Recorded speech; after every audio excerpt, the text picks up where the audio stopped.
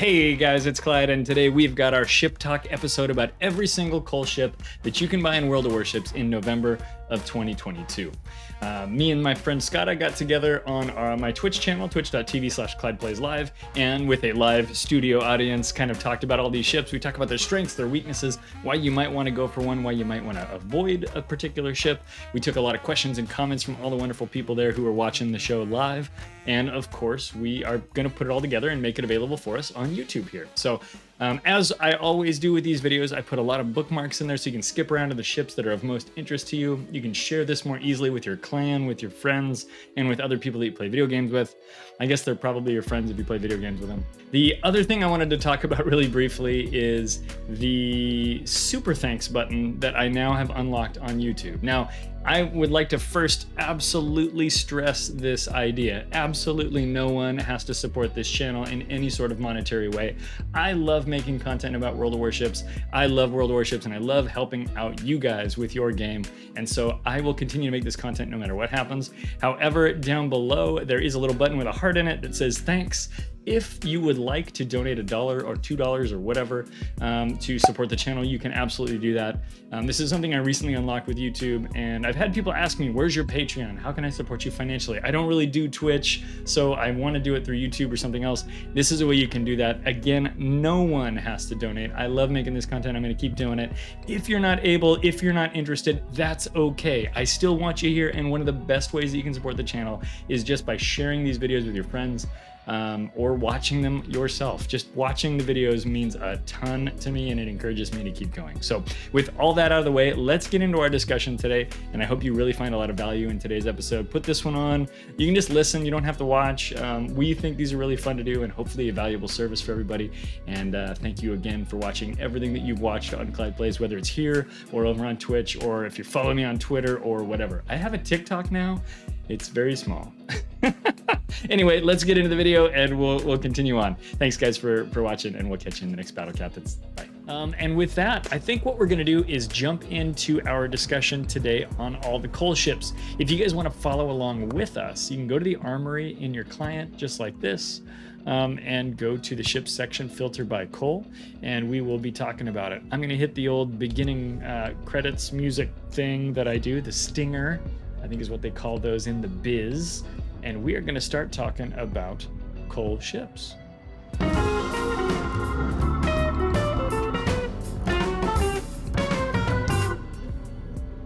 Hello everyone, and we're going to treat this like it's a brand new thing because this is going to YouTube's later. Welcome, welcome, welcome. My name is Clyde, and this is a little segment that we call Ship Show. If you've been here for one of these before in our live studio audience, right here on twitch.tv/ClydePlaysLive, welcome back. If it's your first time hanging out with us on Ship Show, we're stoked to have you here. We are going to have you chatting away at us. We're going to try to talk with you guys and engage with your comments and stuff in chat as best we can. But today's goal is really to talk through all of these ships that you can get in World of Warships right now for coal. Now, coal is a free resource that you get every day if you select the coal container. As you complete missions, get XP, things like that. And so these ships are basically free for anybody who plays warships on the regular, or even if you play a little less regularly, it just means that you won't get them quite so frequently. Joining me in the studio today is Mr. Skada Hurt, my sidekick and good buddy. Skada, how are you doing? And do you have any opening words for the people? Good evening. The other thing I would throw out there, you mentioned you get coal daily from more coal containers. This is the last day when we're recording this that you would get coal from missions. I believe starting in the next pass, you'll get that coal from battle pass progression, the free or the paid level. So there's coal to be had. I think that's the way you'll get coal in the future. I don't think we're going to have missions in it, but we'll see. That's true. Battle Pass will be that thing. There will be Battle Pass missions, but they're going to be more of a recurring variety, right? So you can you can edit this out by the time you post it on YouTube and just fix this, right? No, that's okay. It's good to bring up, right? Because Battle Pass is coming, but it is good to remember too. And you suggested this, but we'll hit that point a little bit harder.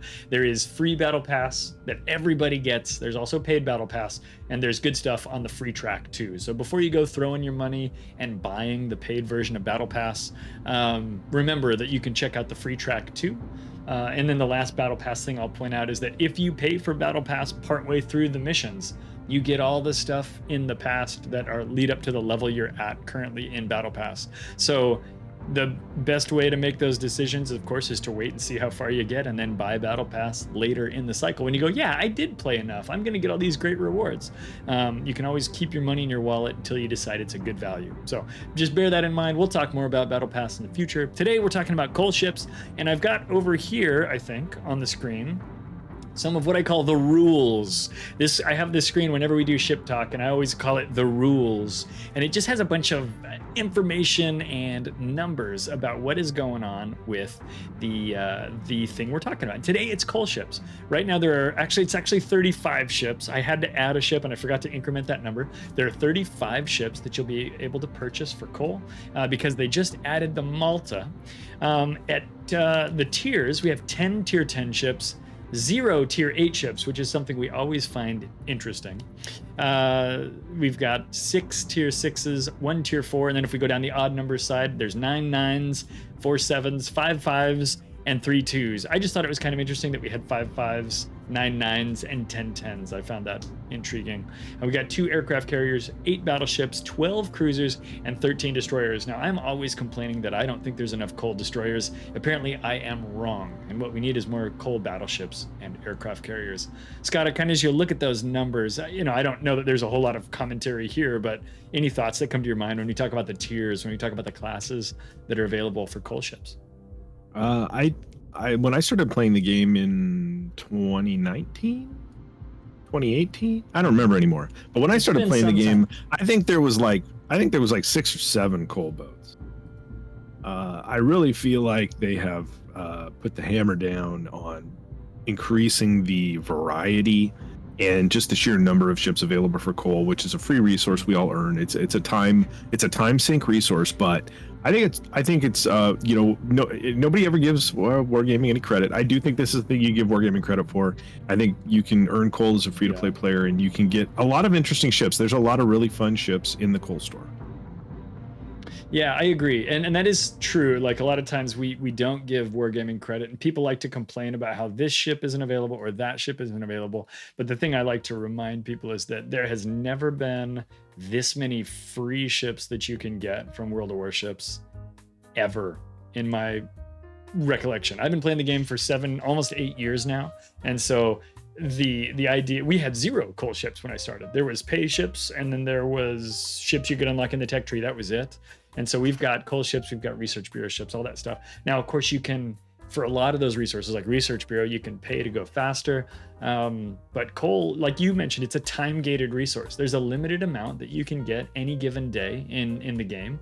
And the gating to get coal ships is to be a player over a period of time.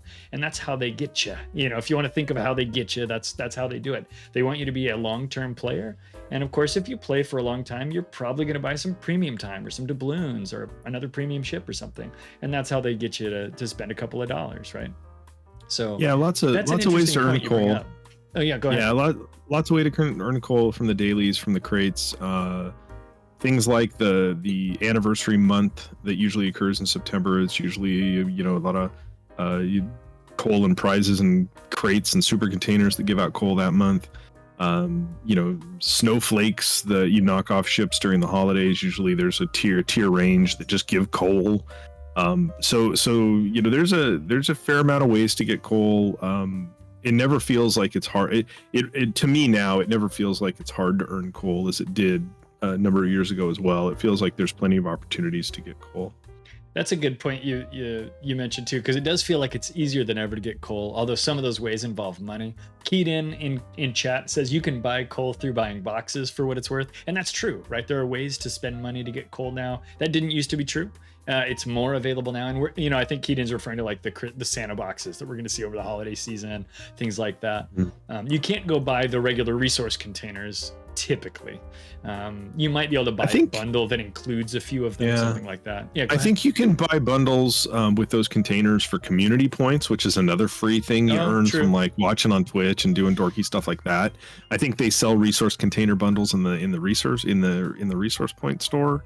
But you know, there was an interesting thing that came in the game this week. They gave everybody, or at least I think they gave it to everybody, a coupon that was for containers. It was 40% off containers from the armor. Doubloons containers, right? Buying containers with doubloons. Containers sold for doubloons. So if you go into the containers on the armory, you can buy containers from older events. Some of them are the premium versions that are sold for doubloons. Those coupons worked on those containers. So some of those, in fact, I looked at this earlier today, and some of those, I think maybe 2 out of the dozen containers they sell in there also have coal in them as a percentage drop, and all the percentage drops are now listed in those. Not all those have coal, but some of them have coal. So a person, I suppose, could be like, I'm gonna go crazy on, you know, Italian captain crates, because I think those are one of the ones that might have had coal. I don't remember. Or the Battle of Jutland crates, I think those had coal. And you know, you could ostensibly buy coal that way if you won the lottery on getting that drop. Yeah, to me, that's a poor way to obtain coal. Like, just play ships free with your friends, get coal for free. I think if you're gonna whale into those Italian crates, it's for Cincinnati, right? And I know that's not what you were bringing that up about, but for me at least, that's kind of my take on that. But the last thing I wanted to call out over, I guess, on this side here, over hither, is the total. I added up the total cost of all these ships. This does not include the Malta, which is I think 268,000 coal or something. Yeah, 268. So 5.46 million coal. So add, let's say, another 300K just for rough numbers. It's about 5.7 million coal all told to buy every single coal ship that's available in the game. Welcome, Raiders. Jekno, bringing your folks on in. Please join us. It's about 5.7 million coal to buy all those ships for coal. So if you suddenly had about 6 million coal, you could buy everything, assuming you had nothing. If you use your coupons, comes down to just over 4 million. So, you know, maybe 4.1, 4.2 million with Malta included. So, you know, there's a lot of savings to be had if you use those coupons. 25% is the fraction. But as we talk on here, a lot of the time we use our coupons for steel ships because it's a resources coupon. You can either use it for coal ships or steel ships. The only time it really makes sense to use it for a coal ship is if you know that this cycle between this resource coupon and the next one, which is 6 months away, I'm not going to be able to get a steel ship. Then it's perfectly acceptable to use that coupon for a coal ship. Is your algorithm for choosing whether or not to use a coupon on a coal ship any different than that, Skada, or is that kind of the take? No, that's and there's no shame in that. I know, if you're a player that you're not earning steel, if you don't do the things that earn you steel, if you're only getting steel from dailies, which is a pittance, then don't worry about it. Keep an eye on that, and okay, every 6 months there's going to be a coupon I can use for that.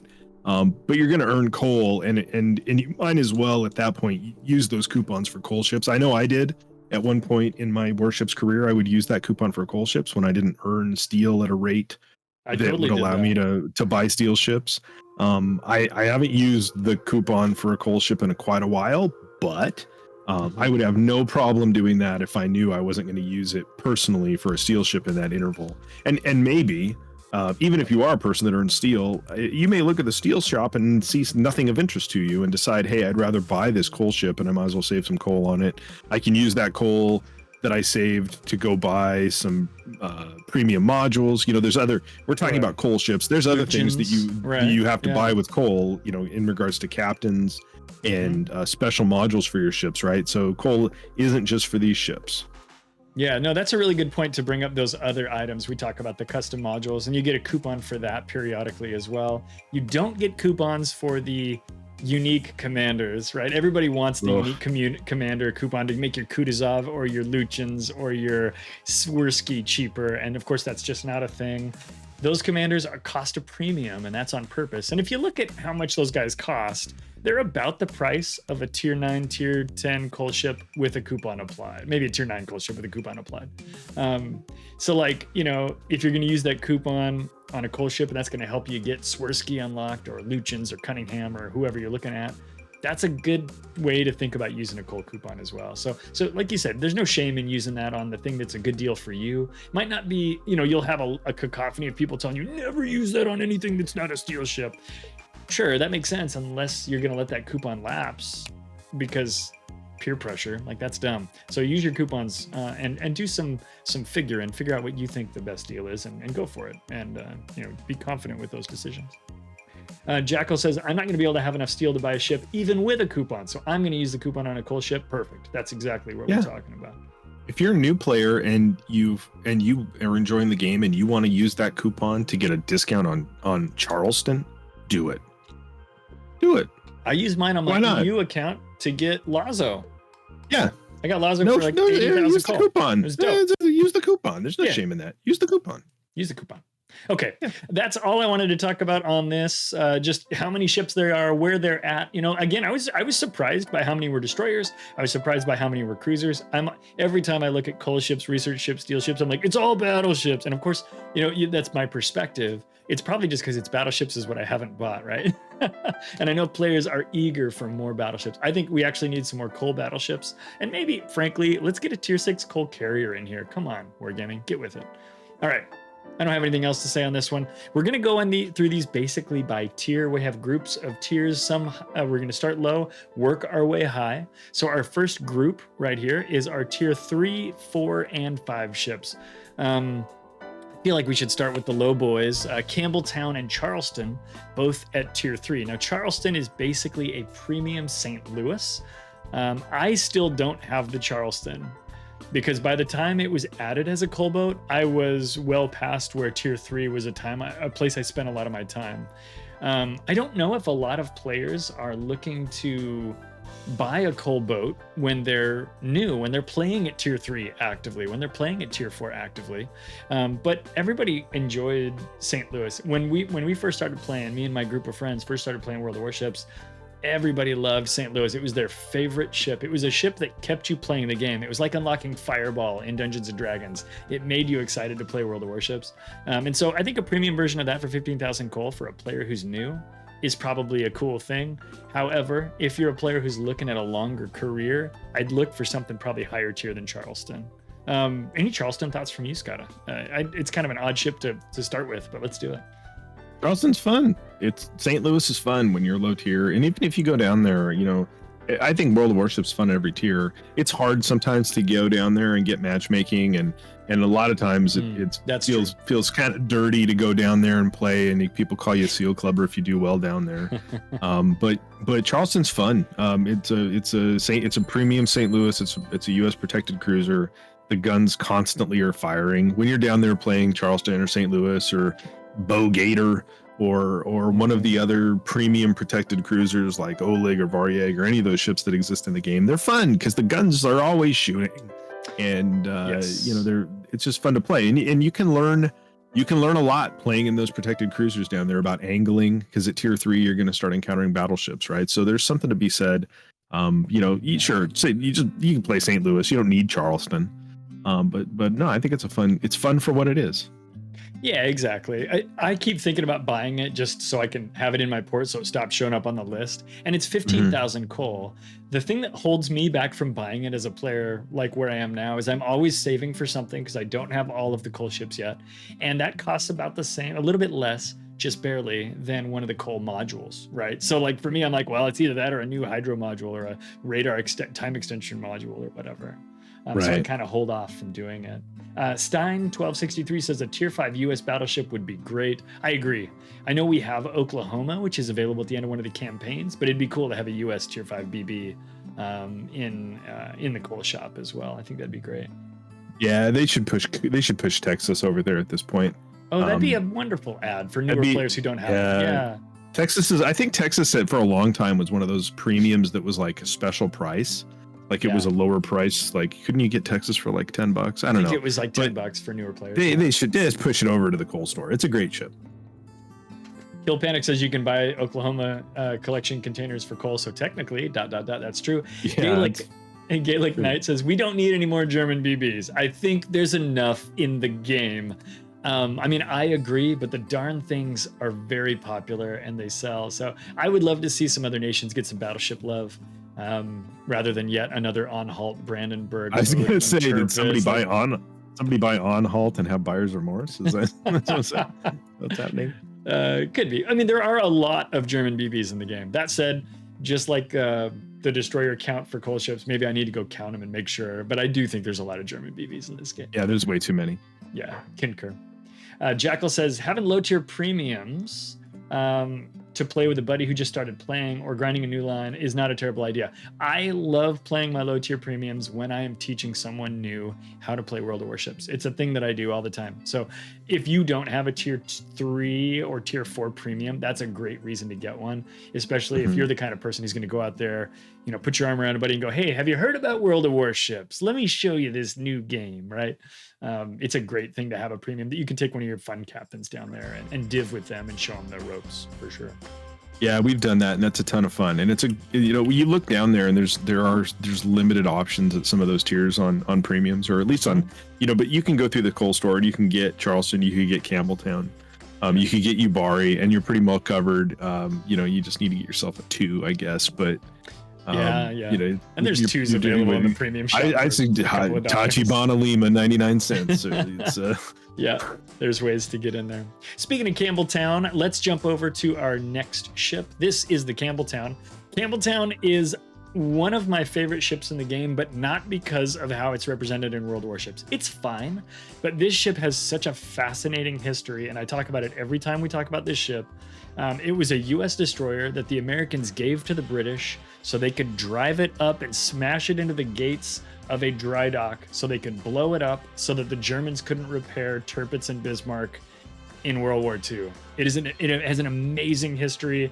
There is a documentary featuring Jeremy Clarkson called The Greatest Raid of All. It's on YouTube. You can watch it for free, and it is about this ship, and it is awesome. So if for no other reason than how cool this story is, you should have a Campbelltown in your port. She's only got 3 guns. She has, I think, 7-kilometer torpedoes. And they do decent damage for the tier. So she is kind of fun to play just the same. She's kind of a Clemson-esque boat, but not quite as capable with the guns as Clemson is. But her history is so cool. And because it's a real steel ship that has such a great story. It is the raid on Saint Nazaire, correct, Kill Panic. So we've got some folks in chat who are familiar with this. If you're not, it's a great little documentary. It's only like an hour. And of course it features Jeremy Clarkson. Hopefully you like Jeremy Clarkson. If not, it would be hard to watch, but he does a good job telling the story, I think. Skada, I talked about Campbelltown a little bit there, pretty passionately. What do you think about Campbelltown and her position here at tier 3? She's fun to play. She's a fun torpedo. She's got low concealment, and her torpedoes reach really far for the tier.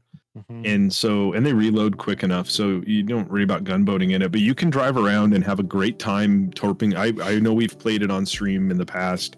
I know I've played it on stream where I had good games just driving around and chucking torps.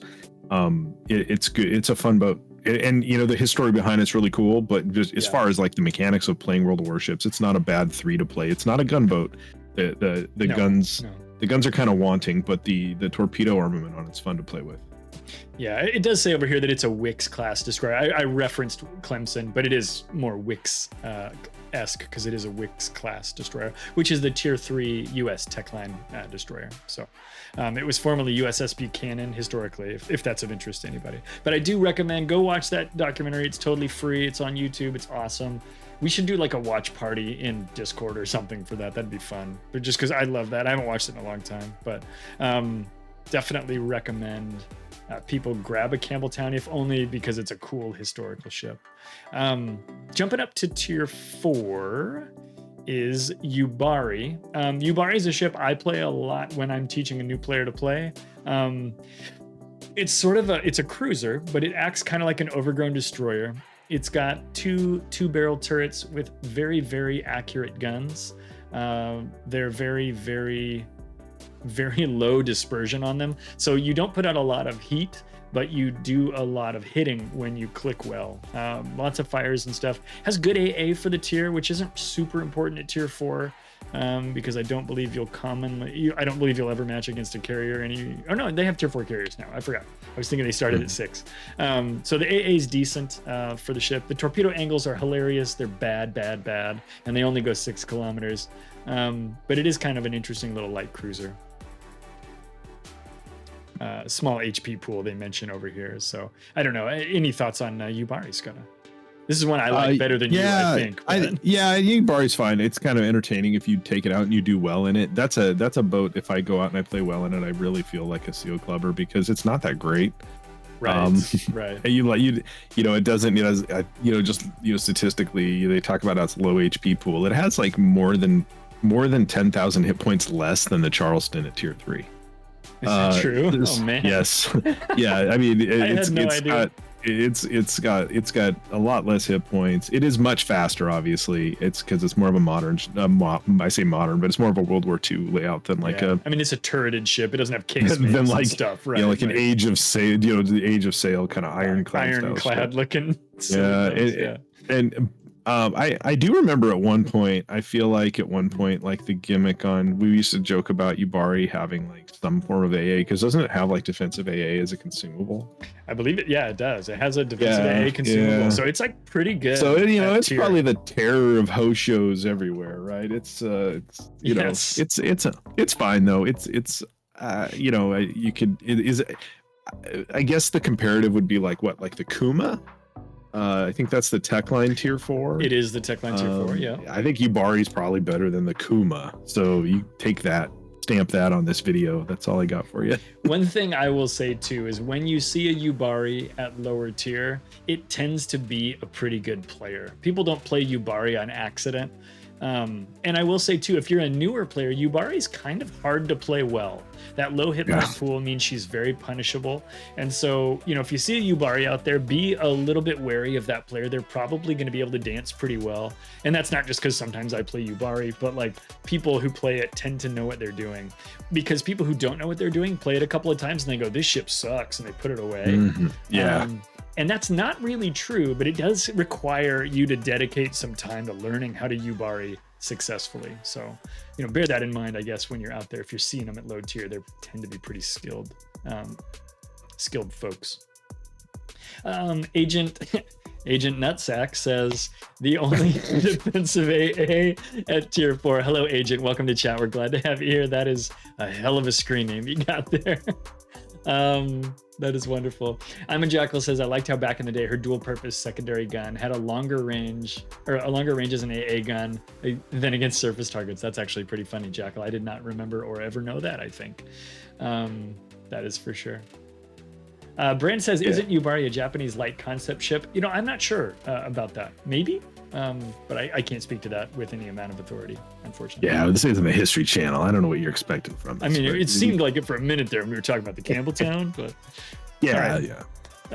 Jumping over to our tier 5s. Skada, why don't you... I kind of kicked off those ones. Why don't you pick a ship there, I don't care which one, and kind of walk through your thoughts on it? Okay, I think... I'll talk about Kirov. If you don't mind me putting you on the spot a little. Kirov is probably when we play 5s. Kirov's one of the cruises I reach for, and we're gonna have a few ships that we talk about that are new. Well, not new. These are ships that were tech line ships. There's a number of ships now in the coal store that were formerly tech tree ships that Wargaming removed from the tech tree and placed in the coal store. Right.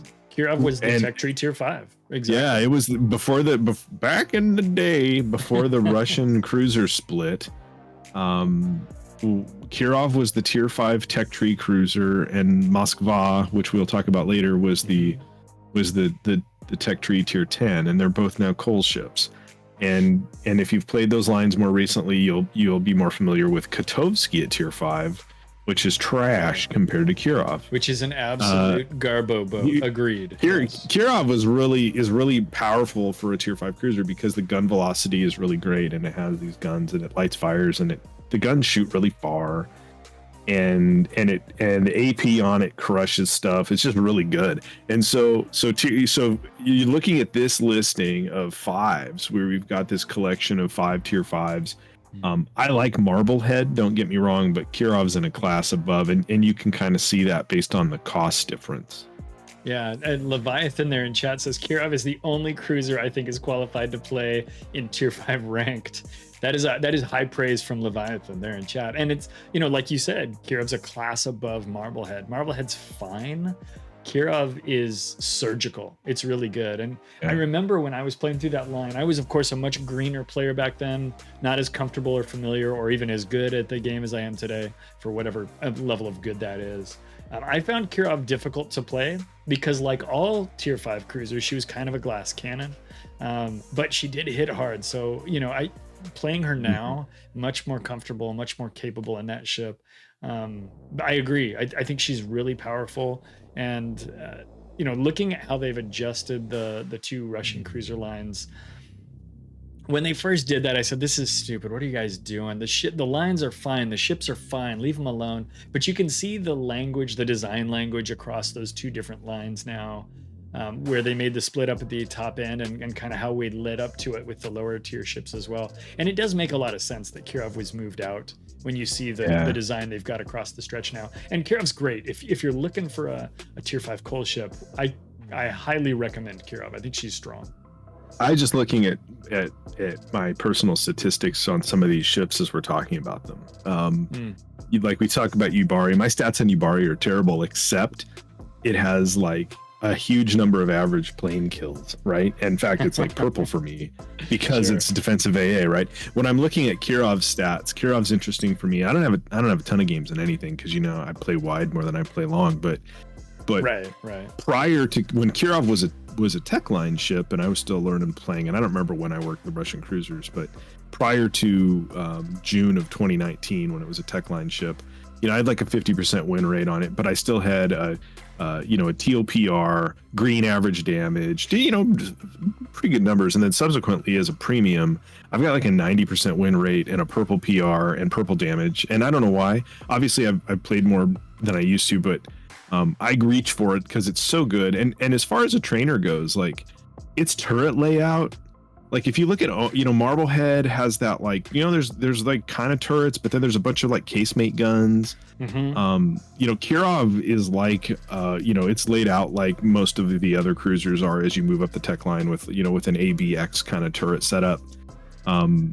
It's just really good. So, you know, I would say if I was like going in here now and it was like, which of these, you know, tier 5, which tier 5 would you buy first? I would really recommend if you're a cruiser player, you get that ship because it's just really strong. Yeah, you got me curious. I went and I pulled up my numbers. I told you that, you know, when I was first playing the ship, I struggled in it. I had 25 battles with a 40% win rate with the tech line version. The premium version, 65% win rate over 14 battles, right? So definitely something where I've managed to get a little bit better. My damage numbers are still bad, but we're winning at least. Looking at chat there, we got a comment from Forrest that says, why does Wargaming replace the tech tree ships and put them into coal rather than just making the new ships coal? I think what's going on there, Forrester, and far be it for me to speak for the design team, but I think what's going on there is they're looking at the line and they go, this line, there's some dissonance in the narrative here, the design narrative. And so they want to go and smooth that out so it looks like there's a progression from ship to ship. Plus, if they make that line kind of unified in flavor and type, then those other ships can become ideas for new lines, and it allows them to expand that tech tree and basically extend the longevity of the game. This is Clyde's thoughts here. You know, what do I know? Not much, but that's kind of my take on it. I don't know, Scott, if you've got other thoughts. Yeah, I mean, I would say when you look at the different lines where that's happened, it's usually about a refining of the design language.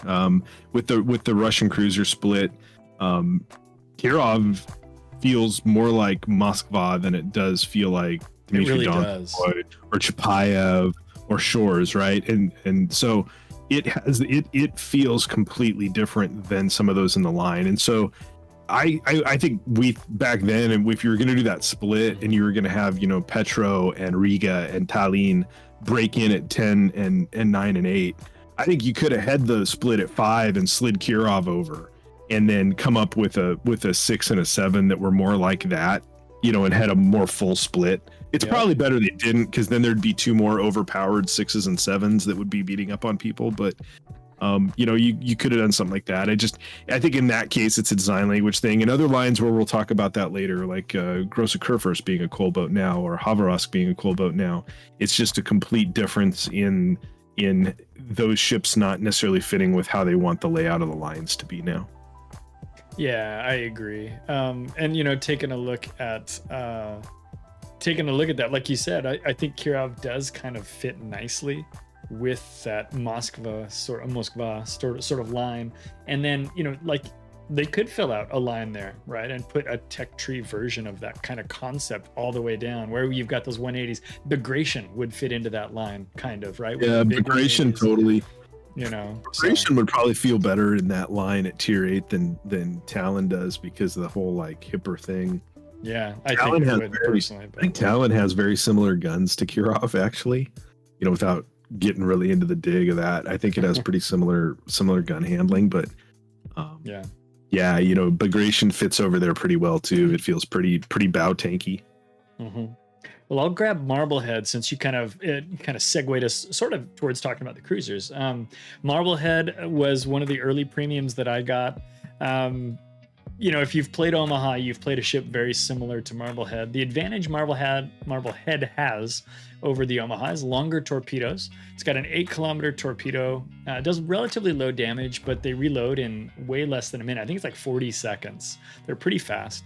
Marblehead's good for people who are good at weaving and dodging damage and avoiding incoming shells. She doesn't tank very many shells. She doesn't angle very well against large battleship shells. But she does have a lot of guns, and of course it's got kind of a more casemate style, turreted sort of casemate style guns, as well as some turrets fore and aft. So she does have the ability to put most of her guns on one side on one target at a time. HE is going to be your friend in Marblehead. I wouldn't choose Marblehead over Kirov. I think Kirov is a more capable boat. She's a more modern design. She's going to do better in most cases. However, I think Marblehead's kind of a funky one. And of course, if you're looking for a US captain trainer, you're an earlier player or a player who's maybe just now breaking into the American line, I don't think Marblehead's a crazy idea to buy. I wouldn't rush out to get her right away. And if I was really looking for a US ship at tier 5, we'll talk about Hill here in a second, which I do like a lot. But Marblehead, I think, can work for players. But I do think that all of these Omahas, Marblehead, Omaha, Murmansk, they feel a little 2016, a little 2017 now. And with all of the new lines in the game, I think they've been power crept a little bit. So Marblehead's a harder recommendation for me today. Avoid it? Well, no, but race out and get it? Not really either, would be kind of my take on Marblehead. Skada, what do you think about Marblehead? Marblehead has better HE DPM and AP DPM than Alvaro de Bazan and Napoli. Yep. That are both tier 10s. She can't get all those guns on at the same time, but that doesn't matter. That's not how the math is done in this scenario. Fair. This is a false equivalency, and I'm going to ride it right. I shouldn't have said anything. I should let you go with your national. No, it's just silly. No, Marblehead's fun to play because of that. If Marblehead's not going to be fun. Omaha's not going to be fun when you're new. You die a lot in them. People look forward to shooting them with stuff like Giulio Cesare, right? But once you're established and you know how to angle and you know how to work the ship in a way and juke and dodge and do things, you can do a lot with Marblehead. I think Kirov's better, but you can still do a lot with Marblehead. And Marblehead has those torpedoes that are really reachy, right? So 8.2 kilometer torpedoes that reload without any kind of captain's adjustments at 38 seconds. Now they're slow. They're like 49 knot torps, and they don't hit very hard. They don't do any damage. 8K or something. It's like 6K. It's pretty bad. Yeah, I knew it was low. Yeah, but they are surprising that they go that far. They're good to chuck behind you as you're trying to like waggle and get away and dodge battleship shots. And you can light a lot of fires with Marblehead. It has a lot of guns. And one nice thing about all those guns being casemates, they're not turning to the action. So as you're moving the ship, kiting away in it, which would be probably the best thing you could do. Yeah. You're going to have guns that are on that side of your ship all the time. So you don't have to worry about turrets always rotating. So there's going to be something that keeps shooting.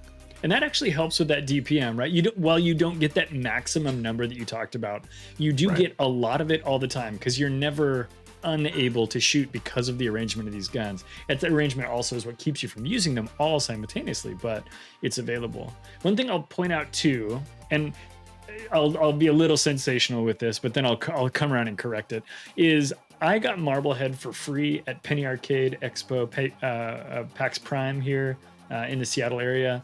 They gave me a card with a code on it. And I said, oh, okay, I'll go home and play World of Warships now. That's one of the reasons why I'm here today. I went home, I activated this ship, and it was my only premium ship for a long time. It was a free one for me. And I have played 109 battles in Marblehead. And even though I got it way back then, when I was really bad at warships, my win rate is 53.2%, which I just told you that my win rate in Kirov, when I was better, was 40%. So now that speaks a little bit to me being comfortable with this ship pretty quickly, but it also speaks to the idea that the game was very different back then. I haven't played this ship in a long time, but because I don't play a lot of Marbleheads at Tier 5, I'm going to pick Kirov or something else when we go down there. But 53% for me when I was really bad is crazy. But here's where I'm going to level that out a little bit. The game was a little simpler back then. You were going to get shot by a Furataka or an Omaha, right? You didn't have Giulio Cesare hunting you down. You didn't have a bunch of those big hitting ships that were going to come get you. It was a much simpler game back then. So Marblehead's not bad.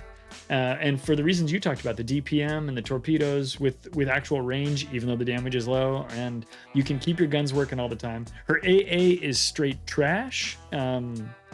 It's like a single digit number or like 12 or something. It's in the in-client rating. It's real bad. But I will say that, Marblehead is not a bad ship, but she does require you to be able to avoid damage because, as Brand commented earlier, I think Brand said, you're either going to get hit and explode or you won't, right? These are your two choices. And I think that's a true statement. I don't know. Final thoughts on Marblehead, or are you ready to move on? Yeah, I'm just roughing out the math in my head, and at the pace we're going, we're going to be talking about the tier 10s about 4 a.m. So let's press on. Why don't you pick a ship and carry us on? I was going to say, why don't you tell everybody about Hill? Because you play Hill a lot, and you're the DD main. Yeah, I'm happy to do that. That's a good idea. Hill is a lot of fun. I easily recommend Hill. 38,000 coal for Hill. She is a gunboat destroyer through and through. She does have torpedoes. They're short range. You will find ways to use them. But they are not necessarily her primary armament. The DPM on Hill's pretty decent. I don't have numbers at the ready, of course, but I find Hill to be a very effective ship. I think her concealment is around, or her detectability is around 6.3 kilometers. And so she's not the sneakiest of destroyers, and you will be facing things like Minakazes and Fujins and Kamikazes at Tier 5. But if you can avoid their first torpedo salvo, you should be able to gun them to death with this thing. It's pretty strong. So for me, I'm a big Hill fan. That's kind of my take on Hill. Skada, to you. Yeah, base concealment on Hill is 7.2. So with a captain, what's that going to get it down like in the mid 6s? Yeah, I can check my numbers real quick. But it's a premium, so you're going to pull a good captain down from somewhere else in theory. More to come on that topic later. Hill's a fun boat. It's a good little gunboat. Again, short range torpedoes. It does have an interesting torpedo layout, if I remember right. Like doesn't have like 3 launchers, and it's like 1 on each side and 1 that's in the middle that goes either way, or something like that. I'll pull it up here and we can take a look at it. So you got the 3 launchers, like you can see on the screen there. They're short range torps, like some of the lower tier American DDs, but it's a really good gunboat, and you can smoke farm and do stuff in it. I have a really good win rate in Hill and really terrible stats in it, so that just says how much I've played it in divs. Like, yeah, my win rate in it is like in the 90s, I think, and my numbers on it are all trash. So it's never worked well for me, I guess. But I do acknowledge it's a good destroyer. Yeah, 6.4 kilometers on the concealment in my build, with commander perks and things like that. But yeah, decent little ship. Easy recommendation if you like the US gunboat destroyers. If you're looking for something stealthy or this ain't it, go get yourself a Minakaze from the tech tree. You'll be happier there. But otherwise, I think Hill's fine. Skada, why don't you pick up one of our battleships there? Yeah, I'll touch on Rio real quick. So Rio recently entered the premium shop as a coal boat a couple patches back at this time of recording. It's a Pan-American battleship entry. It's the second Pan-American battleship they entered into the game. I believe Atlantico was available during the dockyard at the same time, but you probably could have gotten it first if you were a mega whale. So Rio is a historical ship. It's the same ship as the UK ship, the Agincourt. The ship was originally ordered by the Navy of Brazil from the United Kingdom or from Britain. And then when World War I broke out, Britain didn't deliver it. They're like, we're keeping this, we need it. And so the Rio is the version of it as if it had been delivered to the ship that never was, basically. It's the that never was. And so I don't want to compare and contrast it a ton with Agincourt because that's not a coal boat. But Rio's strengths are that it has, they'll tell you in the client, it has a great main battery damage. It has like seven turrets with 2 barrels each of yes, hard hitting 14 guns total. The AP has kind of low pen, but at tier the AP does just fine, and the HE is really strong as well. The range on it's also really good at tier. Memory serves, I think it can shoot like out to like 16. Yeah, the gun range is long. And so the turret traverse is really slow, and so you've got to prepare for that. But that's how most low tier battleships are, and so you can get a lot of guns on target. It's slow, it's not very maneuverable. The big negative of this ship and of Agincourt is that they have 0 AA. If you have this ship and you go look at it in the client, there isn't even an entry for AA on it. That's supremely that part. Yeah, it's supremely frustrating because you do encounter a lot of tier 4 and tier 6 carriers, and if they're a carrier player that knows anything about who they're up against, they should come farm you. And they because do. You, they know. You literally don't even have a guy on the deck throwing, old beer cans or something. I was gonna say, what would Brazilians like Caparenas? Like I don't know what a Brazilian would throw delicious barbecued meats. But you don't have anything on it for AA. It's really weird, in fact, when you're playing this ship and you're getting struck by planes, because there's no AA sound effect happening. You're so used to at least even hearing that like duck, duck, duck, duck, duck. Yeah, nothing. It's just seagulls and you getting hit by torpedoes. It's just eerie, tons of fun, right? It's eerie. Jump into our last, or no, go ahead if you got another thought. No, go ahead and go into the next one. Oktoberski. I was gonna say jump into our last ship is the Oktoberskaya Revolutsiya, which was a tier 5 Soviet battleship. This ship is actually got a pretty powerful main battery. If you take a look at the picture there that's over on the screen right now, you can see she's got 12 guns. I believe they're 356 millimeter guns. A good broadside, but you have to expose your broadside to get that out there. We saw a lot of Oktoberskayas in brawls and in tier 5 ranked, more than I thought I was going to see, but players were out there using it to good effect. I think this is actually kind of a fun little ship. I wouldn't rush out.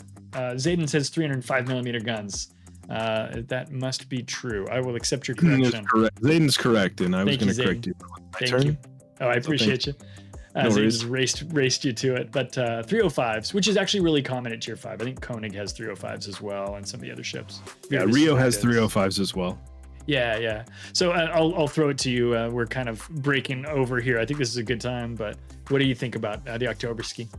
Oktoberski was my first coal boat. It was available when I was playing. It might have been one of the lowest tier available coal boats at the time. I don't like it. I never really enjoyed playing it, but I know we have friends and our friend Berezhkov, who recently joined our clan, loves it and has a ton of games in it. It's the proto Russian battleship in the game. This was the Russian battleship before there was a Russian battleship line in the game, if memory serves. So it's one of those kind of things, and you see it has that fast acting damage control party on it, like you see on Russian battleships. That was the first ship that brought that to the table. Yeah, and so you can get used to that concept, and it does play relatively similarly to other Russian battleships. Although I would contend, I personally think I like the tech tree, Pyotr Velkeli. I think I like that ship better than this ship, but that's just me. Yeah. Someone asked in chat if it has short fuse AP, and it does. So she's got decent AP there. The ricochet angles are pretty standard, 45 to 60 degrees. which is what we normally would expect there. But Oktoberski does pretty well. I mean, I think for players who are comfortable with it, you can get some good work done. And when they first announced it, it came with a really funky camo, like a big CCCP camo. It came out shortly after Texas, when Texas had its Hyper-American camo, which was maybe one of the most garish camos in the game at that point. So the Russians they got their own, right? That was kind of similar. Zayden here says October Revolution was the first Russian battleship in the game, and it set the gimmick for them, talking about the damage control parties, that fast acting damage control party. And that is absolutely true. Now, they were testing it out on that ship and they kept it, and we're seeing it on other lines as well now. I believe that wraps up our kind of low tier chunk of ships there. Guys, thanks for your comments. Keep them coming as we go throughout the night. We're very interested in trying to get as many of those as we can while we roll through there. Zayden says, I remember getting that ship for free, and that's true. That was a thing we could do. And we will go to our next page. This is our tier 6s and 7s. Interestingly, at tier 6, we have 3 ships, all of them destroyers. Skada, you just played Aigle. Why don't you talk a little bit about Aigle, and then we'll go from there. Yeah, Aigle is I think it's the proto-French DD. We talked about that when I was playing it. It kind of came into the game as the first, I think it might have been the first French DD in the game prior to hints at a French line. So it plays relatively similarly to the mid to low tier French destroyers. The turret traverse is kind of bad. Range is good. It lights fires. It has good HE. The AP is not horrible, but the shell speed's not great at these tiers on French ships. So it's pretty good for farming fire damage on BBs at like tier. It has smoke, which the tech line doesn't, which is kind of an oddity of it. And so you could actually do some smoke farming if you have the opportunity. I think the torpedoes were like 7 kilometers. It's not a bad destroyer. It's a pretty good trainer if you're wanting to figure out what French DDs are like. I know there's also the tier 5 Sirocco that's a premium that's available down in these tier ranges, but again, you can't get that for free, and you can get Aigle for free. So if you're interested in getting into the French DDs, this might be a good place to start. Yeah, I'll one note, 8 kilometer torpedoes on Aigle. Okay. But other than that, yeah, I mean, and this ship was kind of setting the tone for those French ships. It's very fast, healthy hit point pool. Zayden and you both commented on the smoke that it's got, which is definitely one of the things that sets it apart from the rest of that line. But yeah, I think a strong ship, and still strong. When we saw tier 6 clan battles, we saw people trotting out the Aigle and putting them to work. So this is a ship that shows up in competitive whenever competitive meets it at tier 6, right? Which isn't very often, to be fair. The concealment, I think you talked a little bit about, not great. So you are going to be spotted, but luckily the speed and the hit points kind of help you, mitigate that concern, I think in large part. Speaking of proto destroyers, the Gallant is the tier 6 British destroyer. This one came out ahead of the British line as well, and is kind of similar to what we ended up seeing with the British ships. When we take a look at Gallant, the one thing it does not have is acoustics. And another thing it doesn't really have is anti-aircraft capability. So it's pretty low on those kinds of things. Not that the British tech line has a lot of AA power either.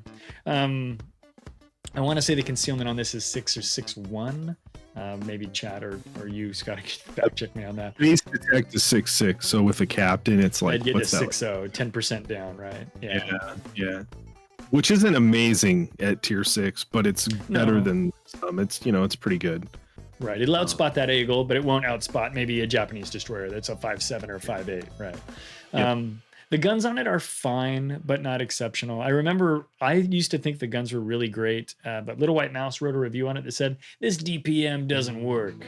And I was like, oh, really? And I felt like it was fine, so maybe I should have just remained ignorant there, but there is some math there that implies that these guns don't do quite as much work as others, maybe at tier.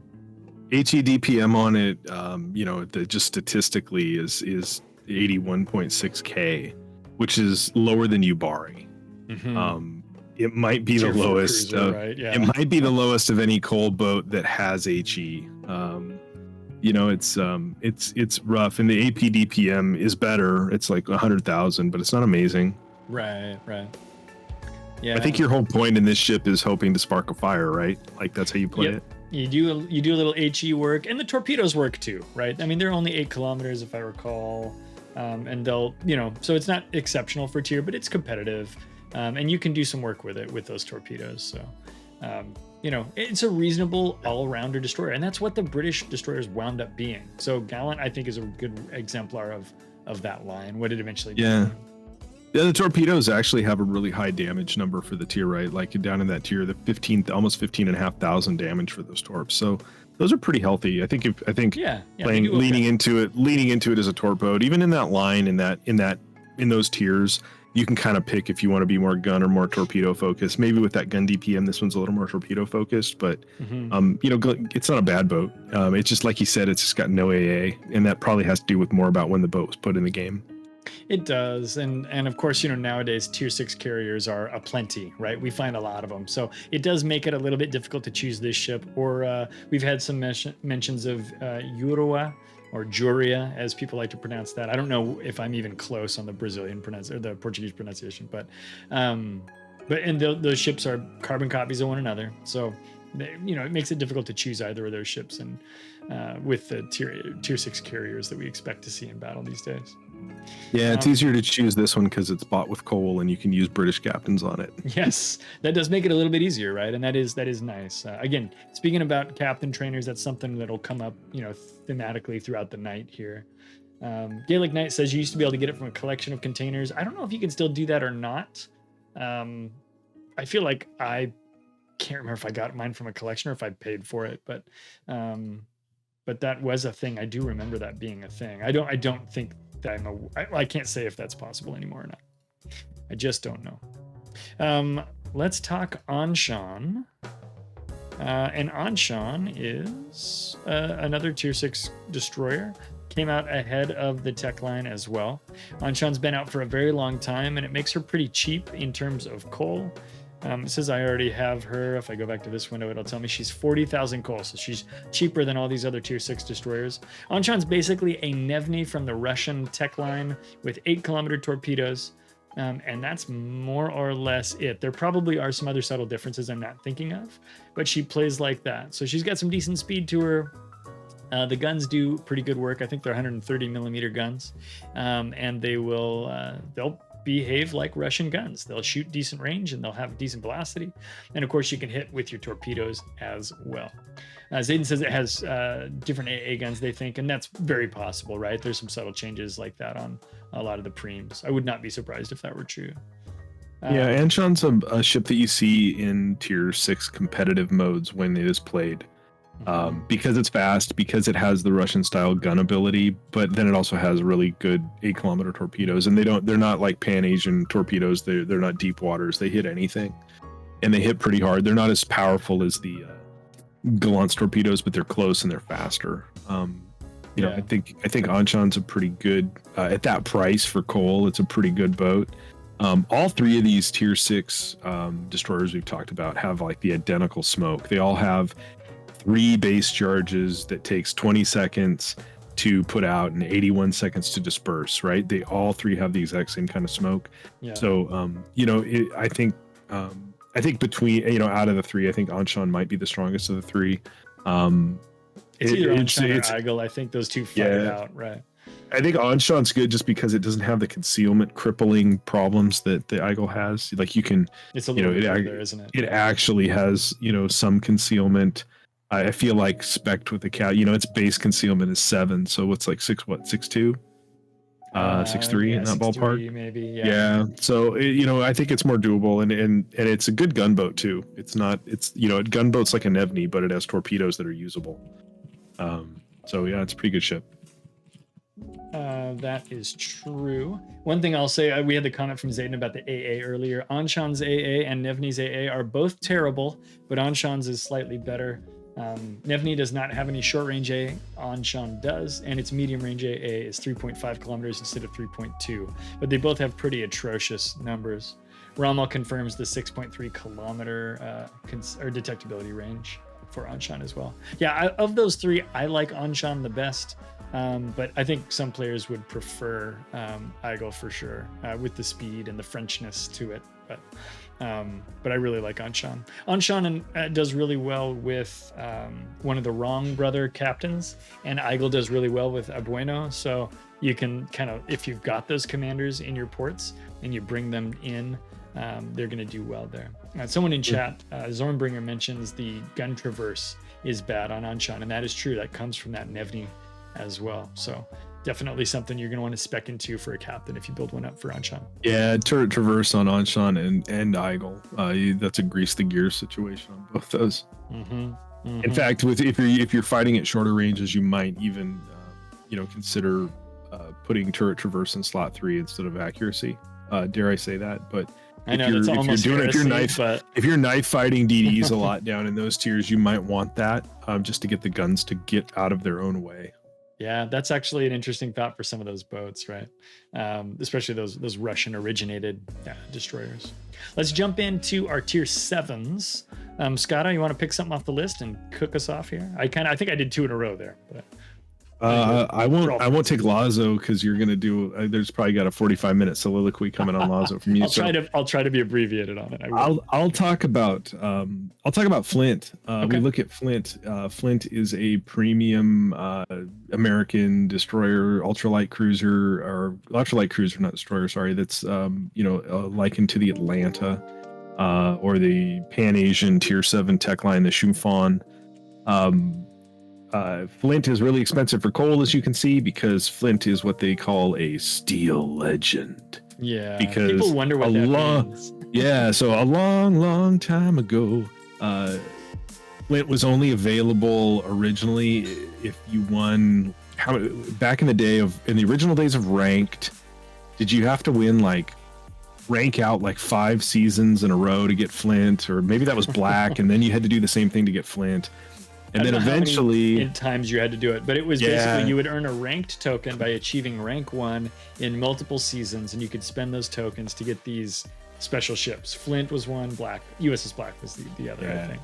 There might have been a third one. So Flint was hard to get, and then Flint became a steel ship, and Flint was a steel ship that not a lot of people probably bought for steel because it was a tier 7. Right. And then they pulled it, and they pulled another ship that's on this list, Neustrashimy, that we'll talk about later.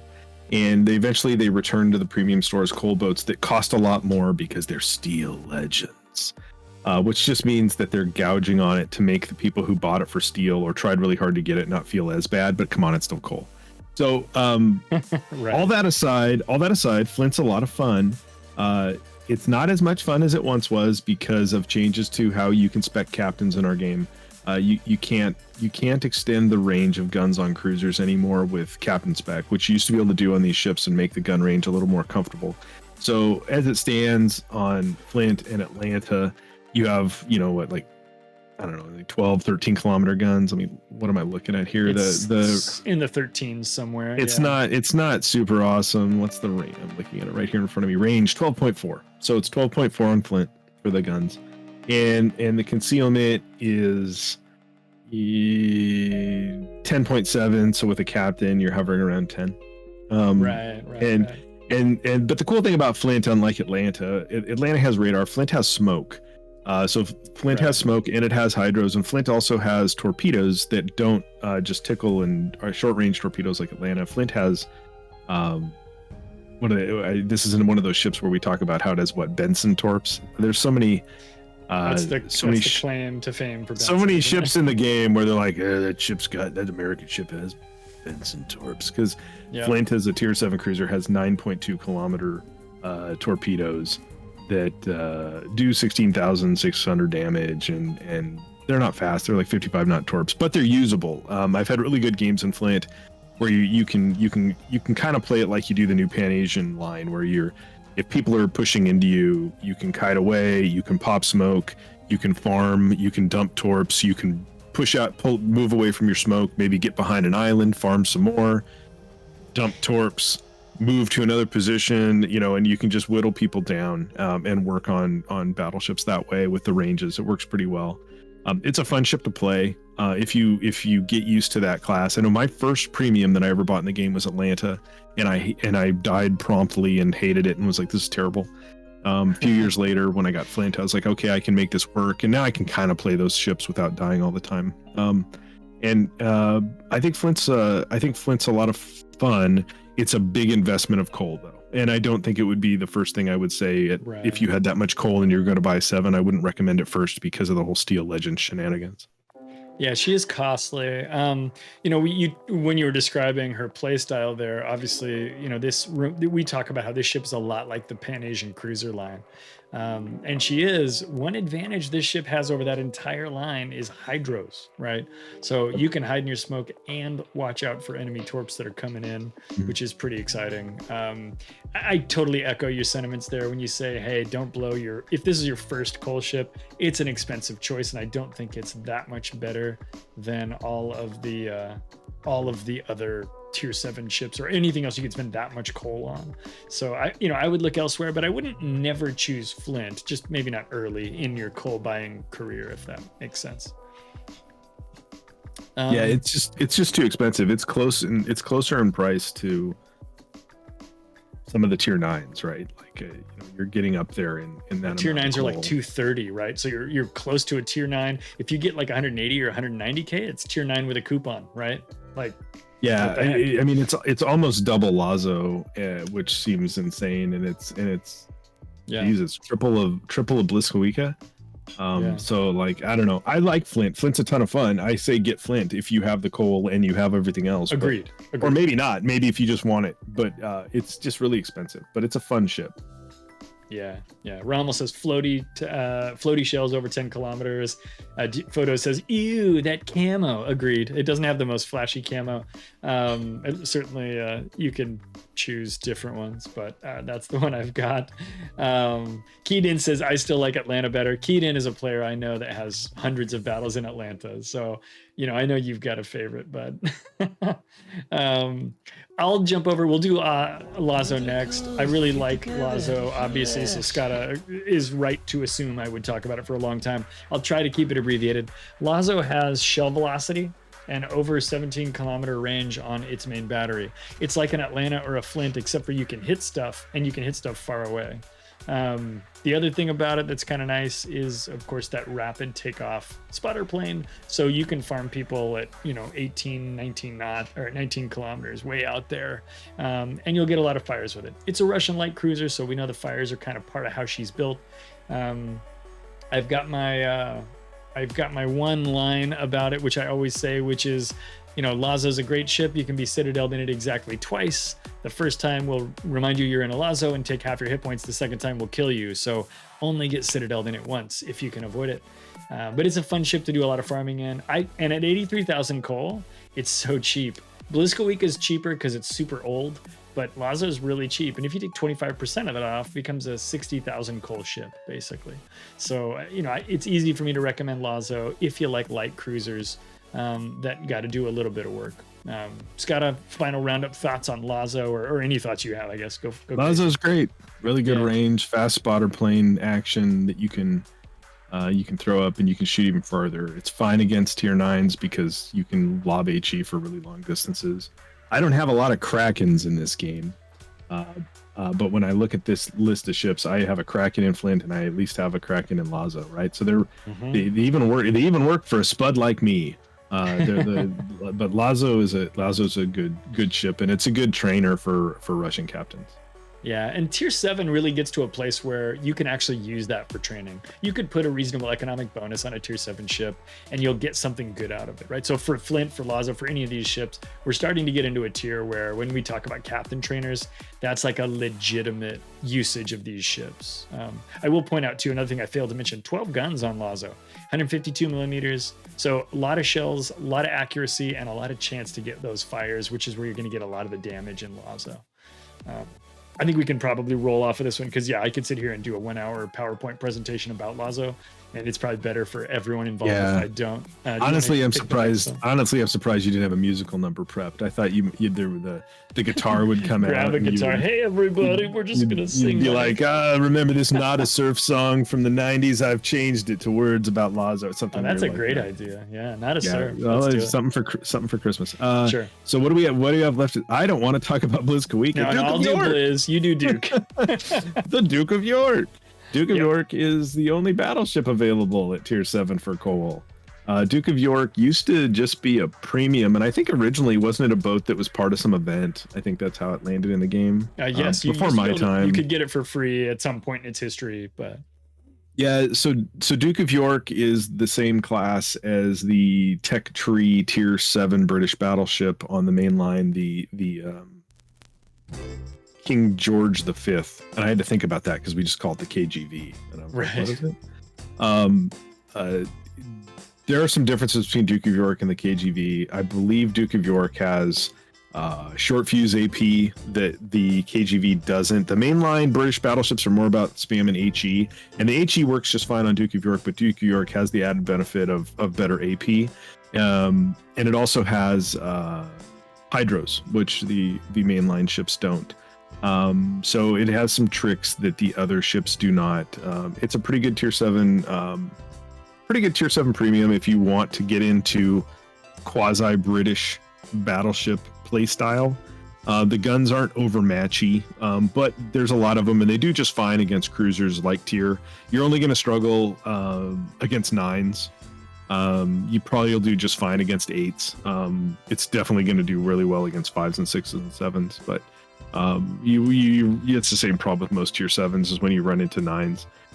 Clyde's showing off various camos. Yeah, this camo is the one from wish the. You could still get this one. I think it's hard to. You can still get this. Good. You have to finish the Battle of the North Cape collection.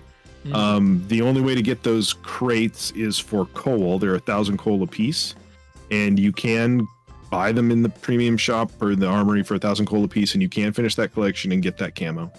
The base camo you're going to get is this one, just to make sure we're advertising what you get for the box. Yeah, that comes with the ship. 2 colors if you have that unlocked. Sorry, go ahead. Yeah, no, it's a pretty good little battleship. I like this. I like KGV just fine. I think they're fine the way they work. They're just the 356s aren't exactly epic, and as you start moving up in battleships, you really start being concerned about that gun caliber because you're concerned about overmatch as you're dealing with cruisers and things like that start having thicker bows and thicker deck armor. And this ship's going to struggle with that a little bit, but again, it's got improved angles on the AP. I think I said short fuse. I don't think that's true. I think it's just improved AP angles. So it's a pretty good ship, and it's the only battleship you can get at tier 7. So it does have, it's got the 0.015 second fuse time, and it does have improved angles as well. So it doesn't have the 0.010 AP fuse time. That's the really short kind. So it does have improved, but not the best in the game. I really liked KGV when I played through the tech line, and Duke of York is sort of, KGV with hydros and my favorite captain from that country. So what a great choice. What a great option. So I think Duke is a good ship, and it's a good price. 100,000 coal.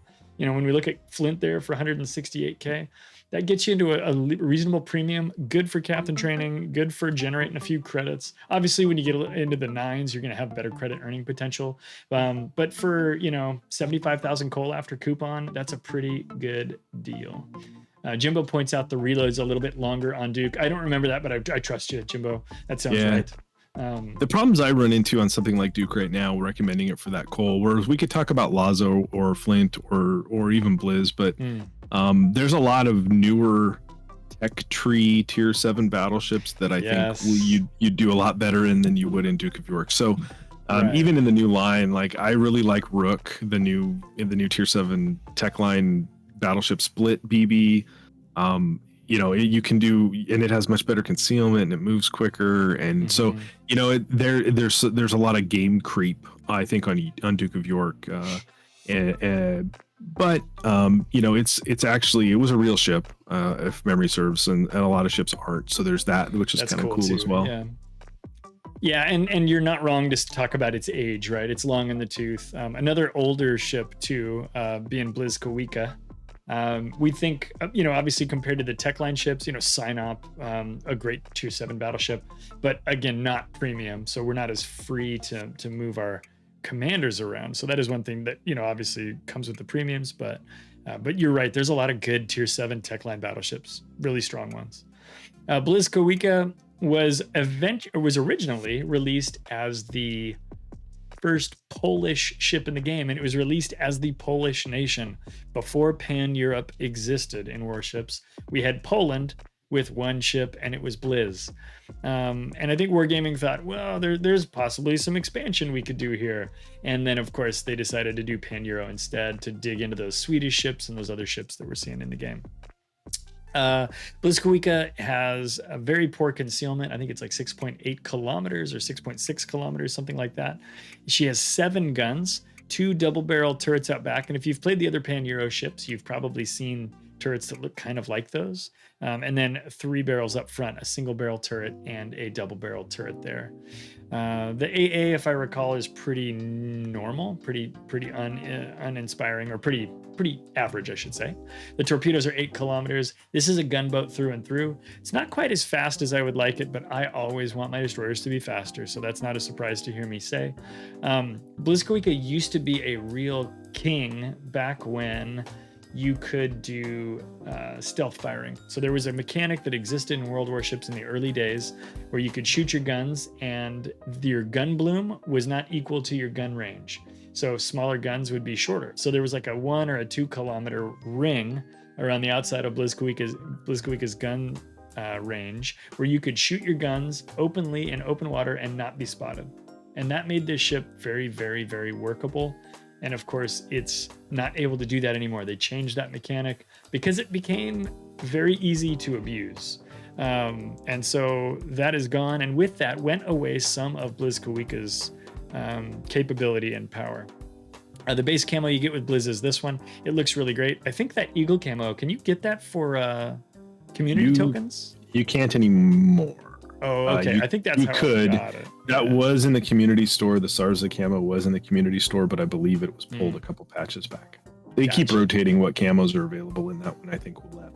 I think you can still get the other Blizz camo that is the British 303 Squadron camo. I have that one from somewhere. I didn't buy it with community points. It is also very cool. Because that is a cool one. It's probably worth mentioning. I would say that Blizz is good if you're skilled with gunboats, if you liked Aigle, if you like some of these other gunboat destroyers, you can probably still make Blizz work. But I don't think she's immediately as powerful as she once was. That's right. This camo is really neat. I'll pull it up in port here as well. So if you guys are a big fan of this like British style camouflage, you can pick this one up with community points. So you got to spend community points and historically coal to get this configuration. After Poland was invaded and Blyzkawica, was able to flee Poland, and it went to Great Britain and then basically fought the wars with, mixed with British destroyers and squadrons. So that's what that camo represents. Yep, that's what it's all about. So anyway, that's Blyzkawica. Like I said, I think she's good. She's not what she once was, but I think she's still a decent ship, and people have a love for this ship. She is a real steel ship. I believe she's a museum ship that you can go visit if you're ever in Poland. So that's cool too. So there's some cachet, I suppose, with that. And with that, I think that's the last of our tier 7s. So I think we're ready to jump up to tier 9 because there are no tier 8 coal boats, which is odd, but true. So now we're at tier 9. Skada, we got a grid of 9 ships there. What do you like? What do you want to talk about first? Oh, great Googa Mooga. Now you're getting it. These are all, I almost like all of these ships. I think there's only, yep. There's only one of them here that I don't like. And it's not the ship's fault. And in fact, that ship has been buffed and is better than I think it is. Remember it. Yeah. I'll start with the Z44 because you don't have Z44 I yet. Don't. So I'm going to need you to talk about that one. So let me pull it up here in the armory. Z44 is a German tier 9 destroyer, and it is weird in that it is primarily a torpedo focused ship. It has 4 or 5 guns, but you don't really build it to be a gunboat. The turret traverse is slow. I wouldn't say not to ever use the guns. They still have German quarter pen, and they're like 128s. They're functionable. But the gimmick on this ship is that it has 2 racks of 5, I believe, torpedoes. And I haven't played it in a while, actually. I used to play this ship quite a bit.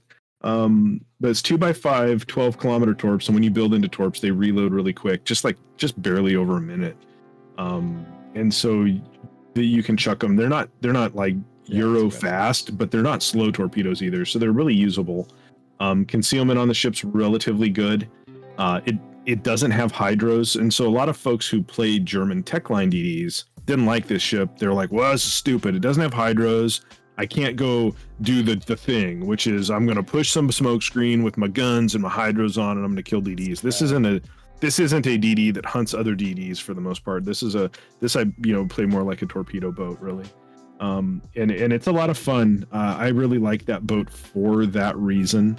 This is a boat though that you probably need like a captain that you can build for it. It's not the same build you'd have on your Z52. Yeah, and again, that's I don't want to talk about that too much in this video, but that's probably, it's a good trainer for something different, I guess. I've seen Chad Zornbringer saying it's like a German Kagero. It's like Kagero if Kagero torpedoes reloaded twice as fast, right? It's got great torp reload. I dare I say it, but I have heard people refer to the torp reload on this at tier as like a poor man's Benham. 85 seconds it says base before you've built into it. It's not really a poor man's Venom. I hate to say that, because the torps go further than Venoms, so they're better. But shots fired. no, I mean, it's a sacrilege to not claim that Venom's the best thing ever at tier 9. I mean, Venom has 4 launchers with a 1 minute reload. Yeah. But if these are 85, you could probably get them down to mid 70s. They go longer, and you launch 10 of them at a time. In that Fletcher vein, in that Shima vein, in that kind of. I'm not quite a Shima either because it's got 3 launchers, but getting into that more torpedo build. I do remember what you talked about. I'll actually look at mine. You talk, I'll look at mine really quick. Yeah, I'll ramble here for a bit and then I'll pass it back to you. But I do remember people being really confused when this ship came out. It's not even German. How can I German DD in it without hydros and without faster shooting guns like we expect on that line? I don't have this boat largely because it's a tier 9 and I've been catching up on getting tier 10s. I will pick this one up at some point. We'll certainly play it on stream at some point in the future. I just need to grind some more coal. I've been spending a lot. Yeah, and you may get it this Christmas out of Christmas boxes if you go down that route. I'm sure it's available in those. It's in super containers and stuff. Yeah, so torp reload as built on mine is 70. What am I looking at here? No, 65 seconds. Oh wow. Okay, so you can get it down. So 65 seconds, and that's with torp reload in slot 6 and the captain with torp reload, because that's what it's about. And so 65 second, 12 kilometer. They don't hit really hard. They're 13,700 damage torpedoes, but as my ship is built, they go 71 knots with a 1.3 kilometer detection. And so it's a workable torpedo boat, and it's something different as far as the other stuff that's available in the coal store. I think it's gotten a bad rap, but I know you can go look and find videos on YouTube of CCs playing this boat and having really good games, much like you can with anything. But I do think it's a fun boat. Yeah, Zornbringer throws out, I got it in a crate and I was sad, and then I played it and I liked it. It's just not a typical German DD. I think that's the kind of thing that is a pretty common story. I think there are also common stories where people get it in a crate and they're sad and they don't bother to try it. Don't do that. Go try the boats. Go see how they do.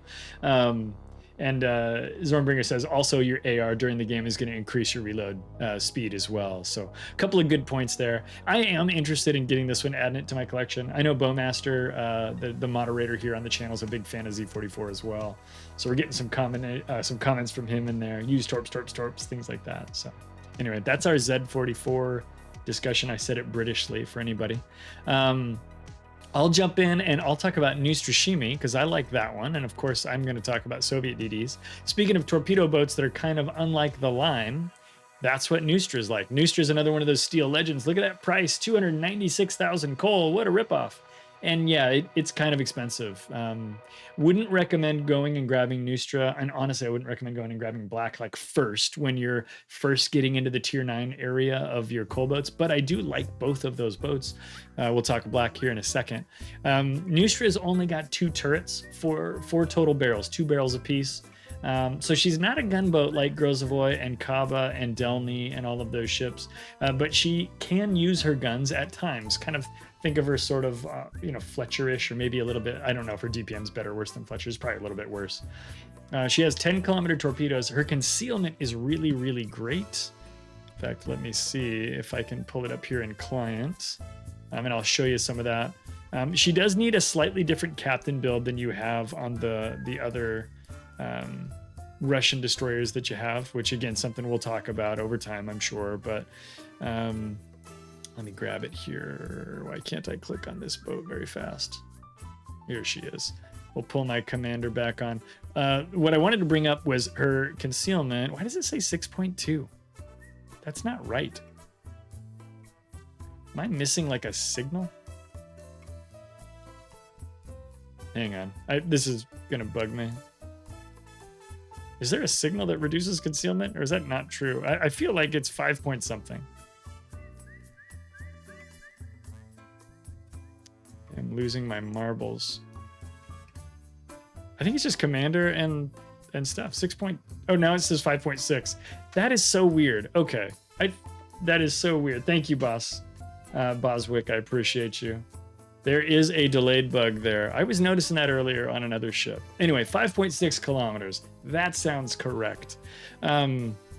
So again, very sneaky 10-kilometer torpedoes that'll work with that 5.6 kilometer concealment. And of course, if you've got a good commander on there, you can get some work done. Her torpedoes don't reload particularly quickly, if my memory is correct. Minute 46 in my build here, 68 knots, but they do 18,000 damage. So a little bit more damage than we saw out of those German ones, but the German ones shoot a heck of a lot faster. Scott, any thoughts from you on Neustra? As I remember when move away from it. I just said briefly. I remember when Neustra came over as a steel legend, and you and I were both excited to get it. Yeah, and back then you didn't see it a lot. We wouldn't fight them that often, and then we got it. And I know that was when I was playing DDs quite a bit as I was getting into all of the different lines. And I don't dislike the ship, but I think it's not as good as the cost would have you. I'm glad I didn't buy it for steel, and I would contend that even for coal, the outlay is kind of rough. The monster heel on it's entertaining. The torpedoes are great, and it's a good torpedo boat for what it is, I guess. But it's not. Yeah, one thing I've been learning about it lately is how to take advantage of that heel. When I first got it, I kind of didn't like it that much. I was like, man, this boat. I thought the super heel was going to be cool, but it's so hard to take advantage of a super heel on a ship that only has, 20,000 hit points or something, 23,000 hit points. What you can do, because the conceal is so low, is if you're playing at the right ranges, you can actually let a fire burn on it, if that makes sense. I've been doing this a little bit lately. I don't think it's good advice, so don't start doing this. But if the range is okay, you can let that fire burn and use your super heal instead of hitting your DCP now.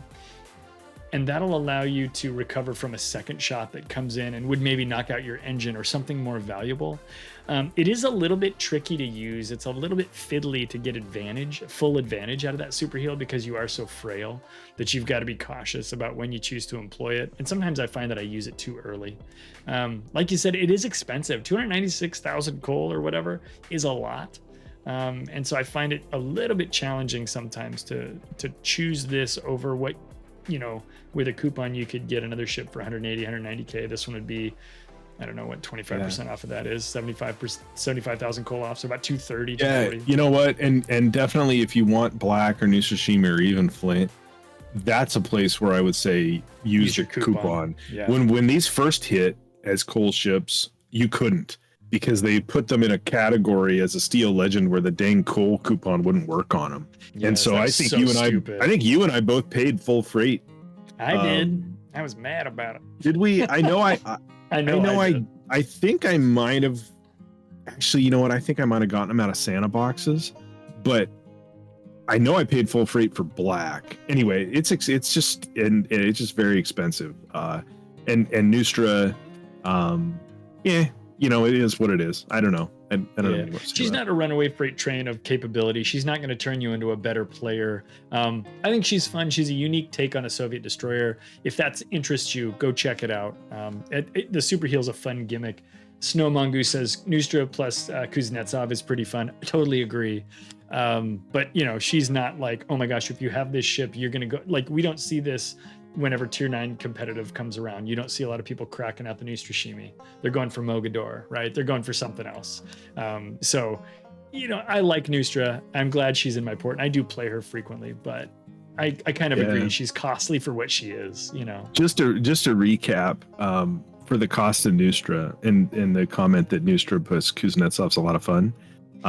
If you don't have Kuznetsov, buy Kuznetsov and then buy Lazo, because Lazo and Kuznetsov's a lot of fun too, and you could have them both for less coal than Neustrashimy. Yeah, if you think about the cost of Kuznetsov and Neustrashimy, you're pushing 500,000 coal almost. Like holy smokes. Yeah, Pardon my indeed. French there. Scott, I'll have you grab a ship here. I'm gonna run and grab a beverage, and I'll be right back. Sure. What do you want to talk about? I'll talk about. So there's a number of these you don't have. You're gonna need to help me with some of these because I'm missing a grip. I'll talk about Carnot. Okay. While you're gone, so Carnot came out. I don't know, maybe 6-8 months prior to the new French heavy cruiser split. I would contend that the concept there is kind of a proto of the French heavy cruisers, although the ship layout is nothing like what we got in the tech line. Carnot has your normal ABX turret layout, but Carnot itself, when you're driving it, it looks like you're driving a cruise ship. It is a big lumbering thing. The guns on it, though, are great. I've had a lot of fun games in Carnot. The AP is nothing to sleep on, but the HE is really good at tier, and you could do a lot of long range HE farming on capital ships with these guns. And the alpha on it's really great because of the size of the HE shell. I have to look really quick because there's so many ships in game. I don't remember all this stuff off the top of my head anymore. So Carnot's mains aren't they 305s? 305s. Yeah, they're 305s. And Sorry, I just got back. Yep, thanks. Yeah, and so you've got 2 turrets with 3 barrels and 1 turret with 4 barrels, and with a base range of 18.6. And so you can knock, kiting and farming with the ship. It works very much like you can play it like most French ships. It's just very much bigger. But I don't think it's a bad ship. It's kind of a weird ship though. And when it came out, I don't think it was super popular, and I don't see them often. And now that the tech line split is out, you probably should just work the tech line split if you want a similar play style. And those ships handle better, even though they're similarly large. They drive nicer. Carnot feels a little bit slower and a little bit bigger than, a Brest at tier 9 or Marseille at tier 10 does. Yeah, but as far as a mega heavy cruiser goes, it's not a bad ship, but it's probably not. If you had to rank these tier 9s, it probably would be closer to the bottom in order to purchase for me. Than some of the other ships. I've been eyeing it, but not choosing it. So I think our algorithm there, our sorting algorithm is probably pretty similar, right? I'm interested in this boat. I kind of think it looks kind of fun. Of course, we've got the new tech line out too, which maybe you've already talked about a little bit, but but I think it's on my list. Certainly hasn't been pushed to the top just yet, but I'll scoop it up. I have seen some streamers running it, and it does always look fun. I know that you've had several good games in it over the years that we've played together. So yeah, the big 305s are pretty cool. Had a comment in here from Forrester1988 says Skada Carnot enjoyer. So you're being described as a Carnot enjoyer. I think that's fair to say. Yeah, I know. I like this ship. I've played it a fair amount on stream with you before the new line came out. I think I just played it the other day. I remember we were playing, and I had to take it into a cap and cap because our team hadn't made any caps, which it's not good for. It does have hydros. It has 5-kilometer hydros. It has a speed boost. It has defensive AA. I think that you have to trade for the hydros, so you never take that. It's got spotter or fighter, so I usually run spotter on it to push the range out. I think the range will reach past 20 then. But mostly my preference to be in Carnot is to be hanging out at long range, kiting and burning Kurfursts. Kind of similar to Henry play in a way. Yeah, it's like same way I play San Luis. It's just that you've got a better HE alpha, but you have a much slower rate of fire and you don't have a reload booster. So dollars to donuts, even though it's not a survivable, San Luis is probably a better ship. Zornbringer says Carnot does not have that reload booster, so managing your shots is more important. That is kind of interesting. Yeah. Yeah, the reload's long. It's long. It is long. Yeah, it is. Okay, cool. Well, I'll grab. Let me talk about. I'm going to start off talking about Pommern, and I think you're going to finish talking about Pommern. Because Pommern is one that I have. I think you are more of a Pommern expert than I am. Pommern is an FDG hull with 380 millimeter guns. In fact, let me pull it up back here. We can get ourselves a nice picture of Pommern. And she's got a decent secondary battery. She's got torpedoes. She's got hydros. I think Pommern was a very, very popular battleship. And then when we got the new battlecruiser line, people said, I guess I don't know what I need Pommern for. I've got the new battlecruiser line. It's got to, like, tell me your tale of Pommern. How did it start for you, and how did it kind of wind up? I'm sure I talked about it last time we talked about Pommern, but when Pommern first came out, they introduced it when we had 3v3 tier 9 brawls, and it was so good in that because the hydros, because of the torps, and if you spec your captain with IFHE, then it has a gob of 105 millimeter secondaries that with German quarter pen and IFHE would pen 32 millimeter, so its secondaries would just melt 32 millimeter bow French battleships and other things that you encounter with that kind of bow armor.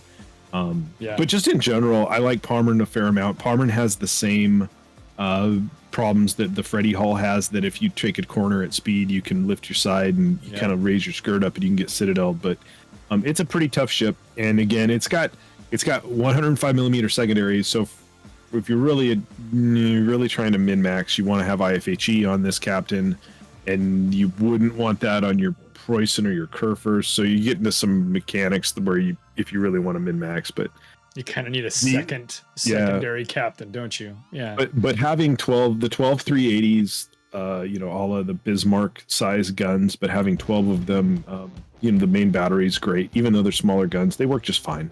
I was going to bring that up too. I love the 12 guns. Yeah. Sorry. Yeah. More guns on battleships, more better. You know how I hate 6-gun battleships that aren't Georgia. And so as you go up and you add more guns, that's all the better. And so Pommern's a lot of fun if you're a battleship player.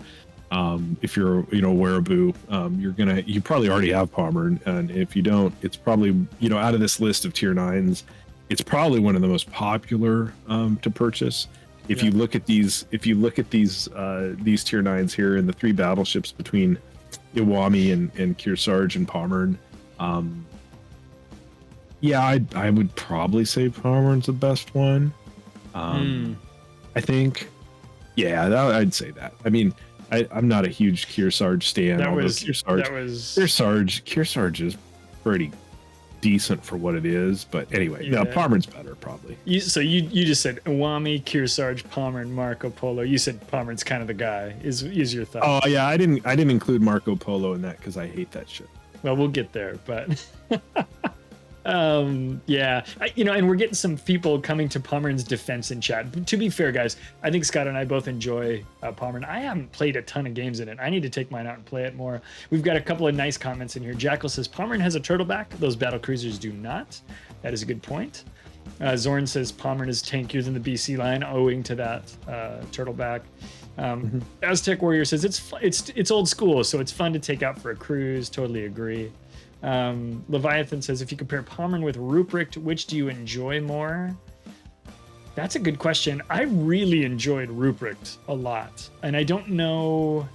I like the long torpedoes on Ruprecht, and I had a good time with the mains. I think I had a good time with the main battery on Pommern as well. So, for me, those long torpedoes were great, and the hydros on both are great. I think those are both fun ships, personally. Yeah, it's different. Ruprecht's just not as it's not as tanky, right? Pommern's more tanky, and so that one's a battle cruiser and one's a battleship. That's how I would look at it. They're both a ton of fun.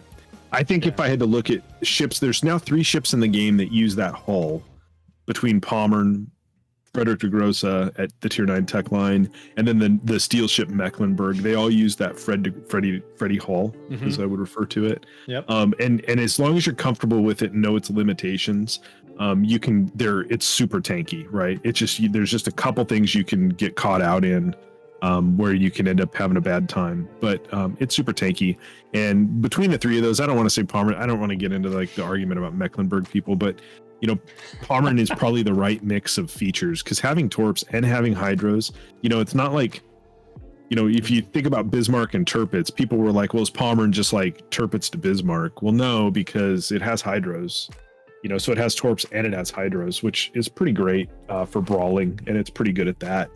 But yeah, it's hard to compare it to Prince Ruprecht and the new line, just because their DPM is so much higher.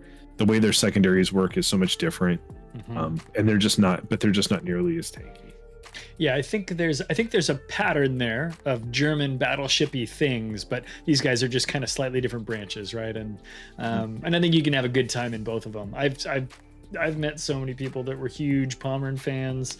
Of course, they've jumped to the new battle cruisers, maybe just because it's the new hotness, but it does not mean that the Pommern's not still a fun ship.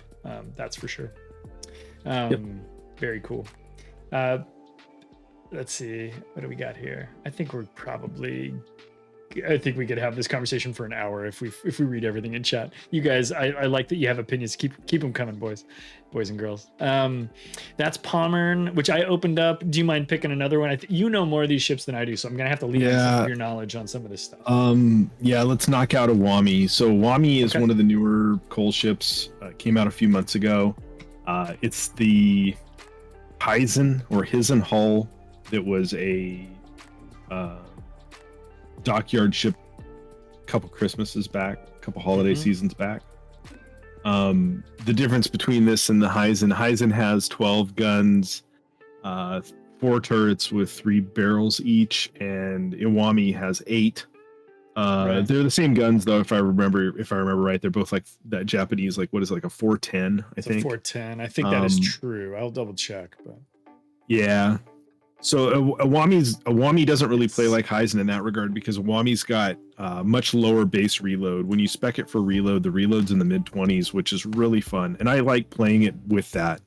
I've played the ship a fair amount since I got it. And I'm not a huge Japanese battleship guy, and I have Musashi, so it's like, why are you doing this at tier 9? Why are you playing this? But I like the reload on it. I like the 8-gun reload at 410. The armor profile isn't amazing. The deck is decent at shattering HE. When they sold Iwami originally, they said this is going to be a secondary ship. And if you look, Iwami's got a bunch of 100 millimeter Japanese secondaries that are like, the turrets off of like an Akazuki. That at the very end of tuning, you can see them there on the left side. Yeah, at the very end of tuning, they made them have Georgia accuracy. Which sounds really cool until you recognize that like that's nothing compared to like Prince Ruprecht. And the range on them isn't epic. Even built for it, I think with flags they only reach like 10.5. And so the hitting DPM as far as a secondary ship goes isn't really there. I don't know that I would suggest if you had this ship to really build it to build into the secondaries. I think, in fact, the only reason I might want to stretch the secondary range is if I was going to take, what is it, like that tier 4 skill that's like the Fearless Brawler, whatever it is that lowers your main gun reload when your secondaries, when people are in your secondary range. Top grade but gunner, you can, I think, yeah, something like that. I don't remember the battleship one is, but anyway, I don't know that I'd really build it in for any of that. The Sigma on the main guns is really good. I believe the main gun Sigma is better than Yamato. I think it ended up that way. The main gun Sigma is 2.1. I've been pulling up some numbers over here. Iwami is 2.1. Hizen is 1.7. Musashi is 1.8. And I think Yamato is 2.0. Yeah, no, it's 2.1. It's 2.1 as well. Yeah. So the guns have really good accuracy. The lateral dispersion isn't terrible. It's only 8 shells. The reload's really good. The range is great. The range is like over 20. Yeah, it is. Yeah. And so you're like, wow, I can build it for reload and I don't have to build into the range. At tier 9, I've got all the range in the world I need. It's not super tanky. And then it has, for whatever reason, because the design language on it is so weird. I think somebody was like, we're going to build a Japanese brawler, and then it can't. It didn't work, and so it became something else, didn't it? And it didn't work. But so then they're like, you know what we should do? It has torpedoes. I haven't talked. It has torpedoes, right? We haven't even covered this yet. and then they were like, you know what we should do? Put the 20-kilometer Shimakaze torps on it. So if you let's go. Yeah, if you've played like Battleship Key that has like 12-kilometer torps, which is a fun ship. I like Key as well. It's a weird ship. But this has like these 20-kilometer torps, so like you can hang back in that 15 to 20 kilometer range in this ship, angled away, firing these decent sized guns that overmatch a fair amount of stuff. They're not amazing, but they're pretty good. They reload often. They're very accurate. The HE is fine. The AP is pretty good. And you can hang back and you can dump these 20-kilometer torps in channels. And I don't know how often, I'd have to go look statistically wise, but I know I dump those torps into channels or towards caps, and you end up, like a minute or two later, it's like bonk, a torpedo hit. And it's a I forgot I launched those. Yeah, because they're 20-kilometer Shima torps, right? And I think it's 4 per side.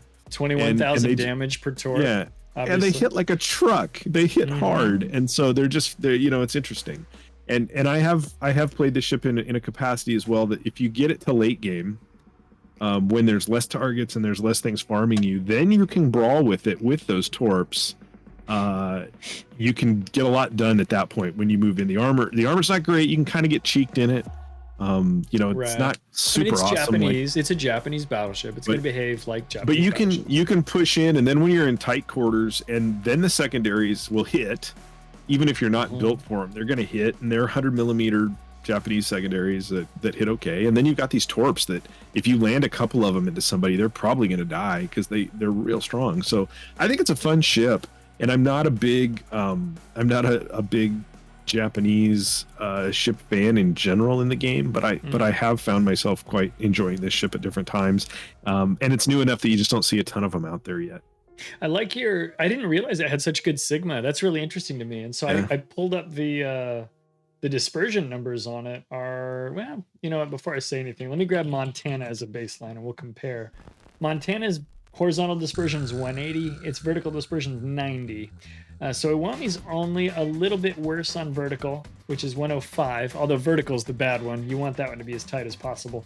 And then its horizontal dispersion is 170, 10 meters better than Montana. So it's not terribly inaccurate in terms of its ellipse. And then the sigma is how close to the center of that ellipse you're going to be. How likely is it your shells are going to hit the middle of that ellipse? So that's actually pretty cool.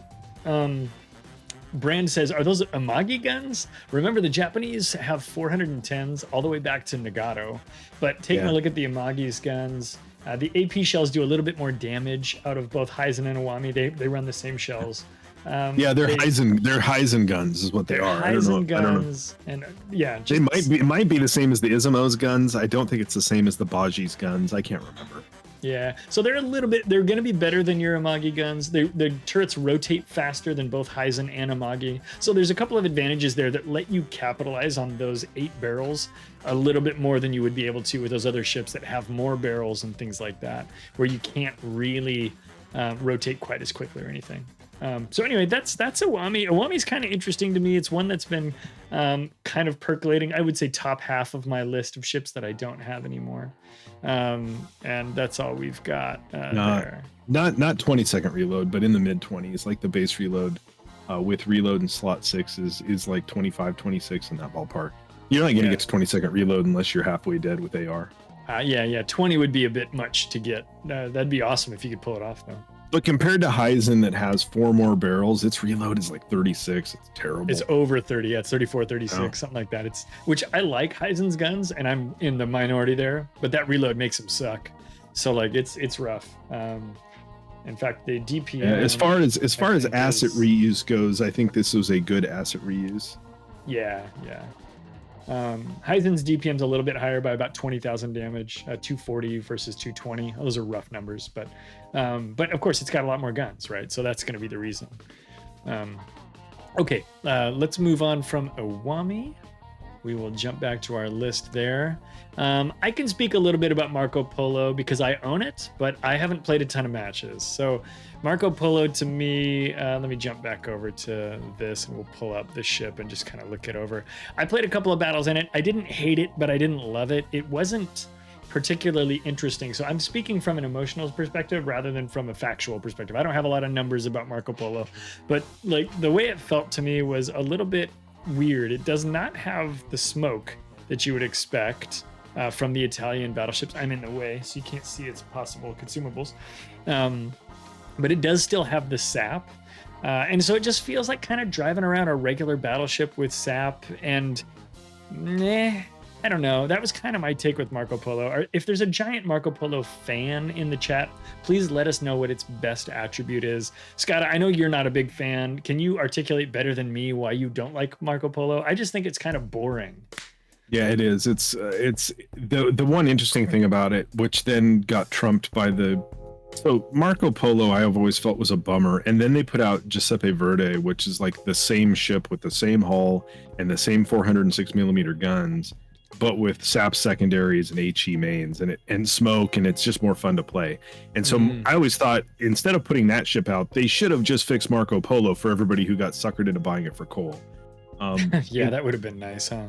How is it more interesting than what's the, I can never remember the name of the tier 9 because I haven't I don't know. The tech line tier 9. It's the one after Veneto, but before it's Colombo. After Veneto, but before Colombo, right? I don't remember. Yeah, what is that one? Anyway, it's it's like the same hull as that in the Lepanto. Thank you, Rick. There you go. It's the same hull as that. It just has, but it has like the 380s instead of the 406s. So the big gimmick on this ship when it came out was like, oh well, it's got 406s. Nothing. The Colombo doesn't even have that, folks.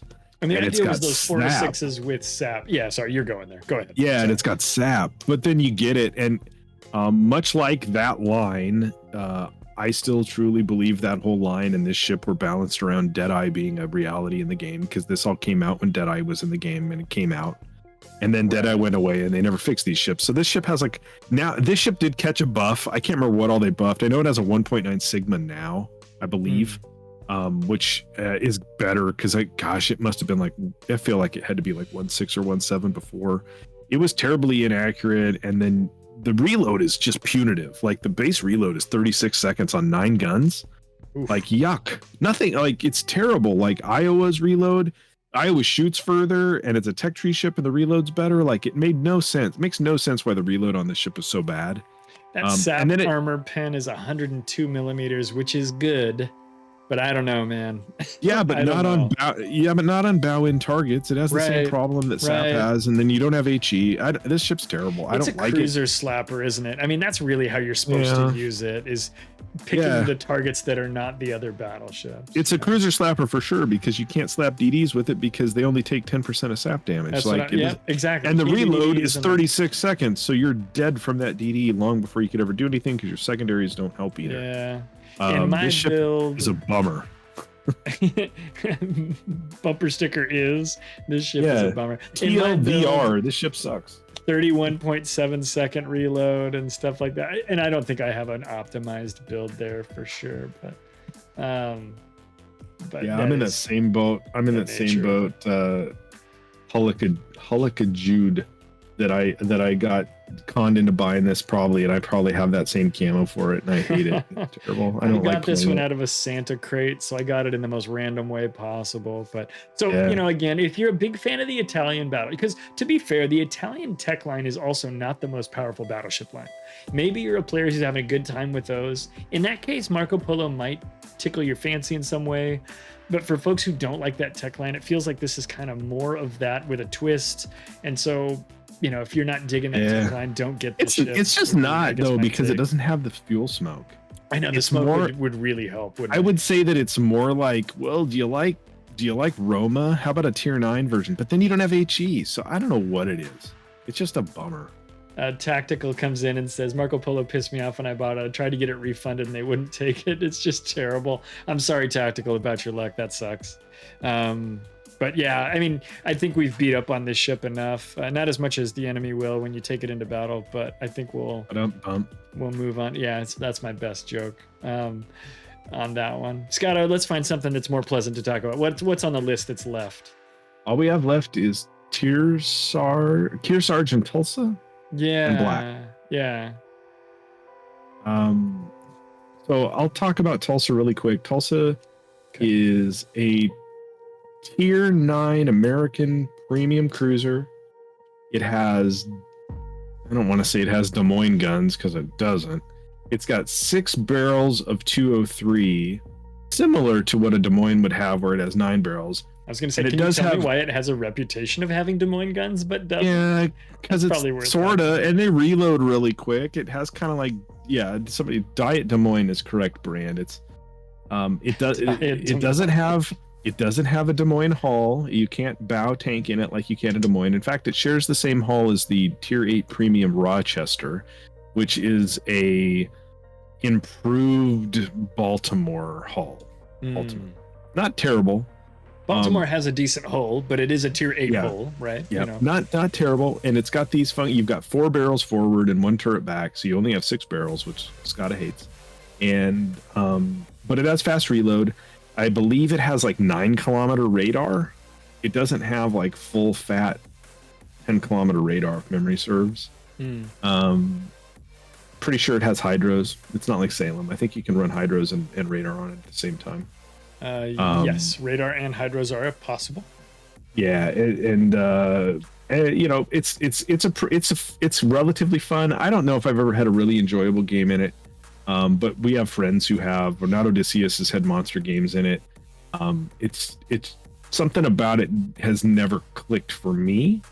But I do think it's an interesting choice. It's about a year old now. It came into the game around November of last year, if memory serves.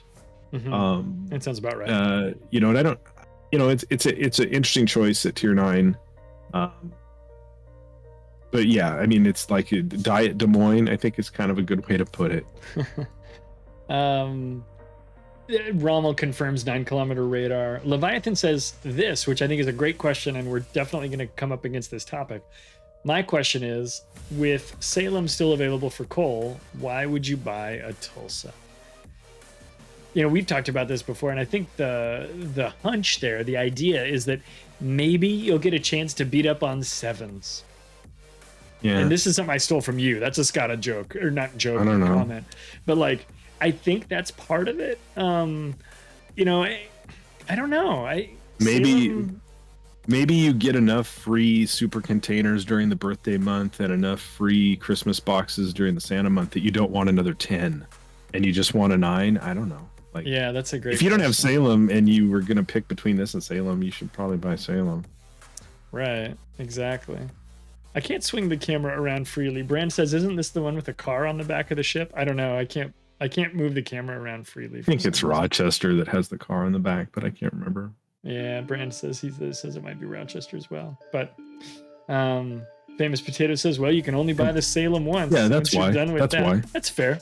Yeah, once you have 30 other coal boats, and you're like, well, and if you're another coal boat, if you're a big U.S. cruiser fan, and this isn't a bad ship. Want to play like at 9? This isn't crazy. You know, I don't think this isn't a bad ship. I mean, it's great. It's got sensors, which is more than most can say. Like yes, it does have high enough rate of fire that you probably can use the radar and the front guns to capitalize and knock out a DD. I find it frustrating that it only has 6 guns. I don't like ships with 6 guns that aren't destroyers. So that's just me. Yeah. Gun range says at 14.9. That's short. Diet Des Moines. Des Moines is like upper 15s, right? 15.8 or something like that. Yeah, unless you slot range and take spotter plane like real Chads. Like a real Des Moines Chad can do. Real Des Moines captain. Okay, cool. Well, that's probably enough on Tulsa.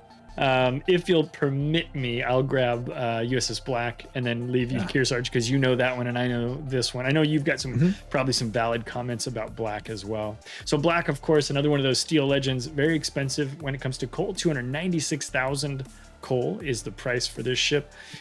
She came out for coal purchase back in the summer around the 4th of July holiday here in the US. Which I guess is the 4th of July everywhere. But sorry, I clicked on Malta on accident over here. Hang on. There we go. And so we've got the Black here. She's a Fletcher hull. Her claim to fame is she has smoke and radar. One of the ways that she pays for that is she's got very, very slow torpedoes. I want to say they're 45 knots or something.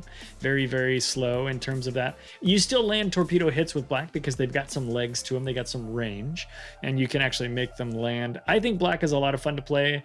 I didn't think I would use the radar that much, but in my first 5 battles, I used radar to kill DDs in 4 of them. So I remember being surprised how often I was able to put that to work and do so effectively. I didn't always get the kills. Sometimes it was me collaborating with my team, but she can work really, really good. Rommel says 44 knots not upgraded, 47 if you equip Swift Fish. Skada, I'll throw it to you. What do you think about black? I think there's plenty of conversation to be had here, so I won't hog it all.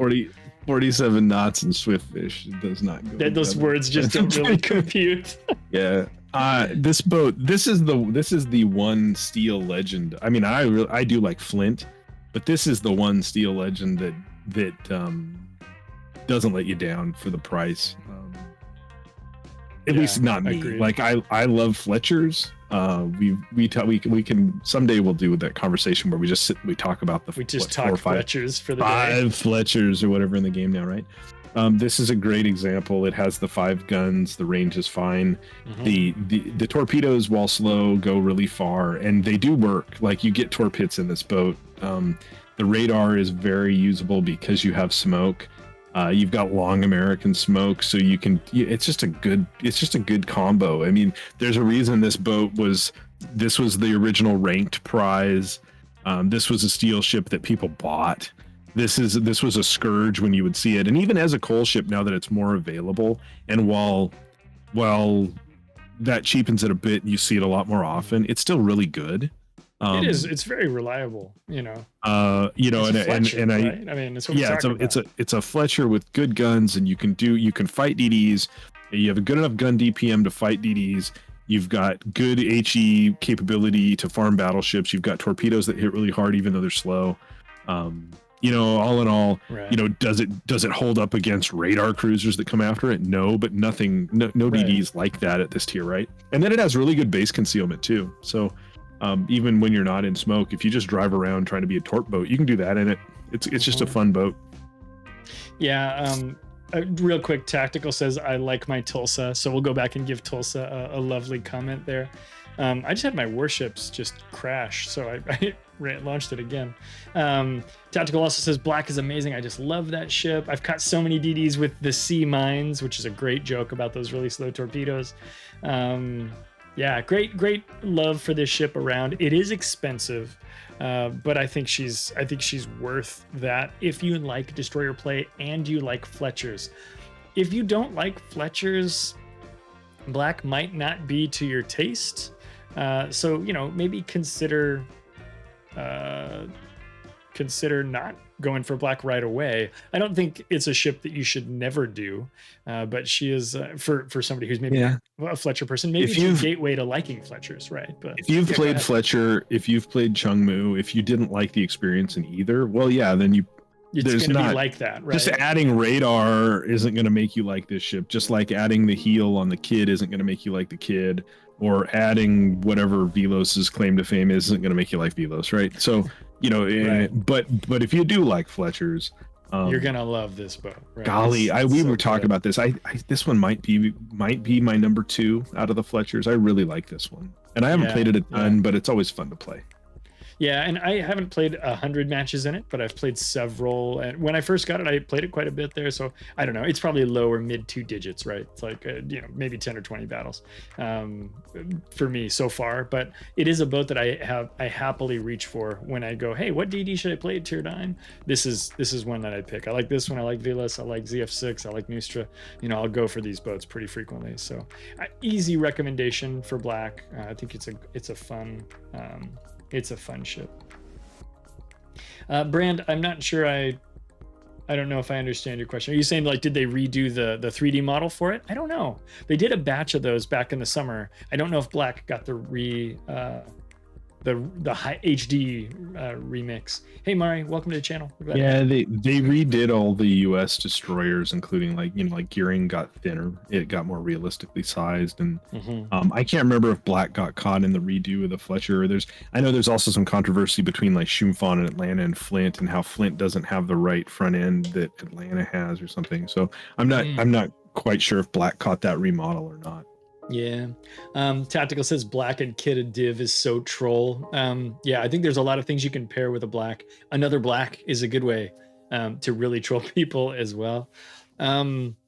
Skada, let's talk about Kearsarge, and then when we're done with that, I get a lot of flack for these videos because we do this podcast style discussion, and then we don't tell people how to spend their coal. But maybe when we're done, we should talk about maybe what our 2 or 3 top ships in this category are. Just because now that we're up to the 9s and 10s, I think people are interested in that. But let's talk about Kearsarge first, and then we'll talk favorites or top ships. So Kearsarge, we can say now, is the proto BB for a new line. We all know that there's a line, a U.S. American battleship hybrid split line that is coming to the game in the future. Kearsarge would be the proto to that. So the highest tier hybrid battleship in game, or highest tier hybrid ship in game at current time at tier 9. Kearsarge is an interesting ship. It's got kind of a Montana shaped hull. I don't think it's quite the same, but it's about that big. It's got this giant tumor on top of it that's a flight deck, and all that tumor counts as superstructure. And that's probably that's probably its downfall, because you just soak a lot of damage into the sides of that. It has 12 406s that are North Carolina guns and shells with I can't remember off the top of my head. I think the reload's kind of longish. I think it's like 36 seconds stock, so maybe like 32 seconds is built. It's tumor is the official term for that superstructure, right, Brand? But the turret angle's surprisingly good, considering there's that huge tumor in the middle. And so if you just talk about this as far as battleships goes, it's not the fast battleship, but it's not slow. It has good gun range, and North Carolina guns at tier 9 work just fine with the matchmaking spread. The guns on this are effective, and then it has the gimmick, as it is a hybrid. It can launch squadrons of strike aircraft, and the strike aircraft on this are they're equivalent to like a Midway or a Saipan rocket plane, and they launch the tiny Tim rockets, which are kind of a high pin rocket attack. So the rocket planes you launch on this, you go in and while not the best in the world for going after destroyers, you certainly can. Right. They're really good. They're really good for going after battleships and cruisers, and hitting battleships in the superstructure for good chunks of damage and lighting fires, or hitting cruisers with them. They're good at that. And because they are a tactical squadron, there's a timer that runs. When the timer's, it's a thing. It's just like any other consumable, except they don't run out. You can't get deplaned. Right. As long as you're in the game on this certain clock, you can launch these fighters, and you could fly around. So I played this ship. I want to say a fair amount. I played it a number of times on stream and had good games in it. Yeah. I've had games that were frustrating in it where I wasn't able to get what done I wanted to, but I don't know that it was a fault of the ship as much as it was the situation. But I think it's an interesting battleship, and we're going to get more of these. They've announced a tier 8, a tier 9, and a tier 10 tech line hybrid battleship split that's coming. The difference on that split is that the planes will be bombers and not these strike fighters, which may be easier to use for the layperson, in fact. So we'll see how that plays out. But as far as the tier 9 battleship goes, this ship's interesting, and it has that gimmick that is, it's in the game, and it's a gimmick. And if you are capable of dodging flak and you know how to play aircraft in the game, they're very effective. You can get good damage strikes out of those fighters on targets that you can't see with your battleship. Plus, you can go spot for yourself.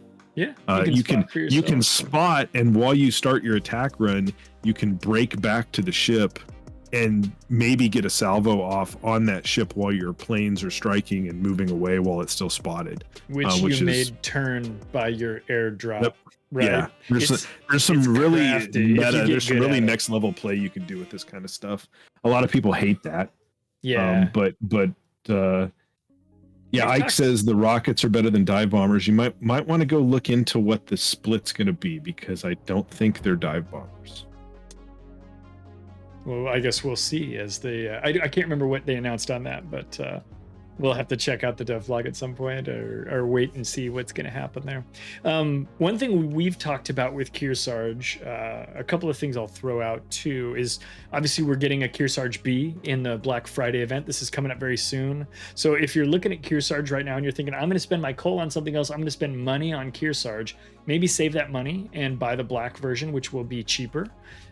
Or maybe wait and see if you get it out of a Christmas box if you want to do something like that later on in the season, if you're the kind of person who buys Santa boxes. If you're not, again, that's not for you. Don't worry about it. No stress, no worries, because you can totally get this ship for absolutely free just by spending coal, which is, of course, what we're talking about today. We'll talk about... the other thing I'll talk about too is the airstrikes that it can do. This is a gateway ship that is allowing players who like battleships. North Carolina and her guns are great, and that's kind of what the Kearsarge is equipped with. And of course, it's a fine ship. It's actually got an extra turret more than North Carolina has. And it's got this joke of a flight deck on top, so you can go and run these rocket planes and do stuff. So maybe you're a battleship player and you get this out of a container, or you decided to buy it for coal because you're out of other ships to buy, and now you learn that you don't hate using those tiny Tims, and next thing you know, everyone's calling you a CV main, whether you are or not. I think these ships are really interesting to be added to World of Warships. I know some people have some very strong emotions about these ships, and you're probably offended that I just said the word emotions, but I mean, we get pretty spicy sometimes about this kind of concept coming in here, because maybe we don't love aircraft carriers, but they're here to stay. We're going to get a tech line of them, and if we think that's the last one, I'd be surprised. So Kearsarge is here, and it's an interesting way to maybe dip your toe into this concept if you're curious about these hybrid ships. And of course, because you can do it for coal, you can do it for free. Now, again, if you're just not into this, that's great. Don't stress, don't worry. You don't have to tell everybody you're not into it. Just don't buy one. We get it. It's fine. There's 500 ships in this game, but I think Kearsarge is interesting because I really enjoyed North Carolina. So this is one I'm not going to be sad about if I get out of a Santa box this year. That's kind of my short monologue, I guess, on Kearsarge. Final thoughts on this before we do kind of a tier 9 roundup, Skada? Let's do the roundup. Okay, cool. We're jumping to the roundup. It is 11 o'clock, so we're gonna have to grind through our tier 10s here pretty quickly. Boy, my destroyer-ness kind of makes me want to put Black and Neustra as a couple of my top ships here. If I was picking two, I would choose those, probably just because they're destroyers. If I was throwing in another one, Pommern might be my third. What are you thinking for your 1, 2, 3? Not necessarily in an order, unless you want to give us. Yeah, no, I would just, if I was going to pick one, I'll just say one of each class. I would pick, if I was getting one of the DDs, I'd probably get Black. If I was getting me too. One of the cruisers, I actually prefer Carnot. And if I was getting one of the battleships, I would start with Pommern. I think I agree with all three of those statements. I think it's Black for the DDs as your first get. I haven't played Carnot, but it to me is more appealing than Tulsa, and I like Pommern for the battleship pick. Okay, well, we won't sentimentally though, like I'd be like, yeah, I'd get Z44 because you're kind of a Z44 fan. but I think Black's better. It just is what it is. It just is, right? I mean, yeah, I'm excited to get Z44 and add that to my port too, but I got Black first too. Let's not waste a ton of time here because it is getting late in our time zone here. Let's jump over to our last page of content. This is tier 10, and there is a metric crap ton of ships here. If we wind up running out of time, what we'll do is we'll skip Moskva and Salem because those ships have been in the game, and Khaba probably. Those ships have been in the game for 100 years, and we can kind of rely on their reputations. But I'll start talking a little bit about Alvaro de Bazan. This is a Spanish destroyer. She's got the burst fire mechanic, relatively low DPM when compared to other destroyers of 8 guns at her tier. I did an entire video about this in my hot takes series. So if you want to know a ton about Alvaro, it's in there. I think Alvaro is fun, but I don't think that she's super particularly powerful. I don't know that you have to have an Alvaro. We didn't see them in COTS, things like that, right? So we know that it's not kind of one of those Giga Chad boats. We have to say Giga now because Mega Chad is so last year. So like, I don't think that Alvaro is one of those things, but I do think it's fun. I really like popping out of my smoke and being able to use that burst fire mechanic to decimate an adjacent DD. And one thing that she has that's kind of surprising is a relatively low concealment. It's in the low 6s, so you can actually go dark when you need to, and that really pairs nicely with that burst mechanic. Skada, you don't have a Bazan yet, right? No, I've had Bazan for a while. Whenever it came out for Cole. Okay. I didn't remember if you grabbed it or if you were waiting on it. I have every one of the ships we've talked about. Yep. I knew you had everyone that we have talked about. I didn't know if you had that one. So, okay, cool. What's your take on Bazan? Anything to add or? No, I mean, you can check out Clyde's review on Bazan, or anybody's review on Bazan, because it's probably the newest one of these ships. It has the best concealment probably out of all the destroyers you can get at tier 10. If you build for concealment, the guns are okay. They're interesting. It's different. You know, you look at the ship is the same ship as the Regolo, or in fact, it's the same Capitane Romano class as a Paolo Emilio. And there's 3 ships that all use the same hull that all play different, which is kind of an interesting thing. It's a weird thing in ships because we have a lot of ships that play similarly. Yeah, it's a weird thing that they use that hull 3 times and then all 3 ships really play differently. But Bazan has relatively decent smoke, so you can do the whole I'm going to park and smoke and gun farm thing. The torps are okay. They're kind of slow, but they're okay. And then it has the F key gimmick if you want to use that. But yeah, it's fun. It's fine. Yeah, I think fine is a really good assessment for this ship. Big downside is that you don't have a Spanish captain for it that's any good. Oh yeah, we needed to talk about that. I'm glad you brought it up. Clyde does, but the rest of us don't. So like you don't have you unless you had Canarias and you were a real maniac and leveled up a captain on a tier 6 cruiser that you still can't buy. You just don't have a Spanish captain. So if you buy this ship in the Cole store, it's going to come with a 3-point captain, which sucks. And you need you need at least 14. I think you need at least 14 probably to do like the normal 10-point destroyer build with concealment, and then probably 4 points somewhere in guns or torp reload, probably gun range. And so like and I think on mine I had to push the captain to 18 to be comfortable with what I wanted. And that's expensive to do. You know, elite commander XP is hard to come by. You guys know that's something I'm really passionate about as a player.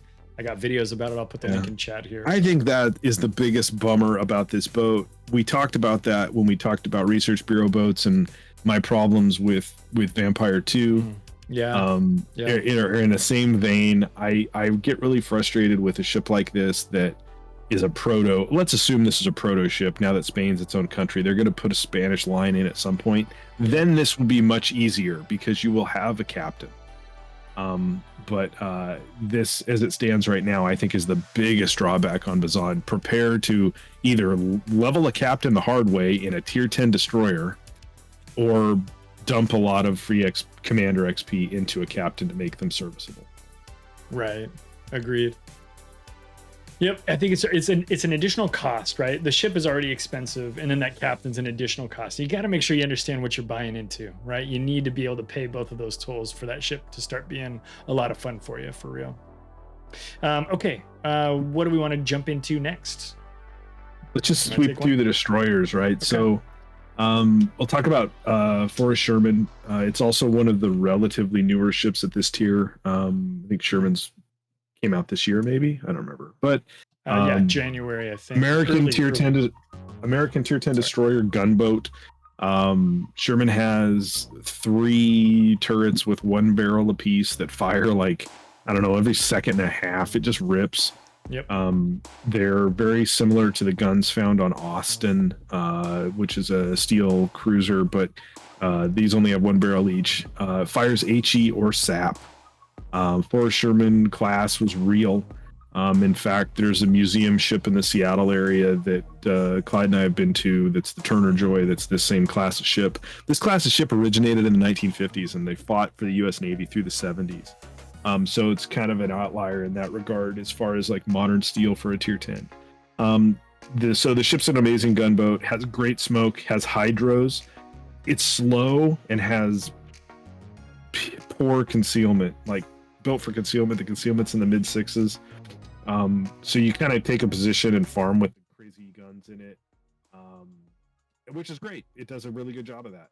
It also has torpedoes that are on these fixed launching angles that are like 45 degrees off the bow on either side, and they're gearing torps, but they're really hard to use. This more than anything really could use a tweak that gives it the turning torpedoes that we see on everything new that's entering the game now.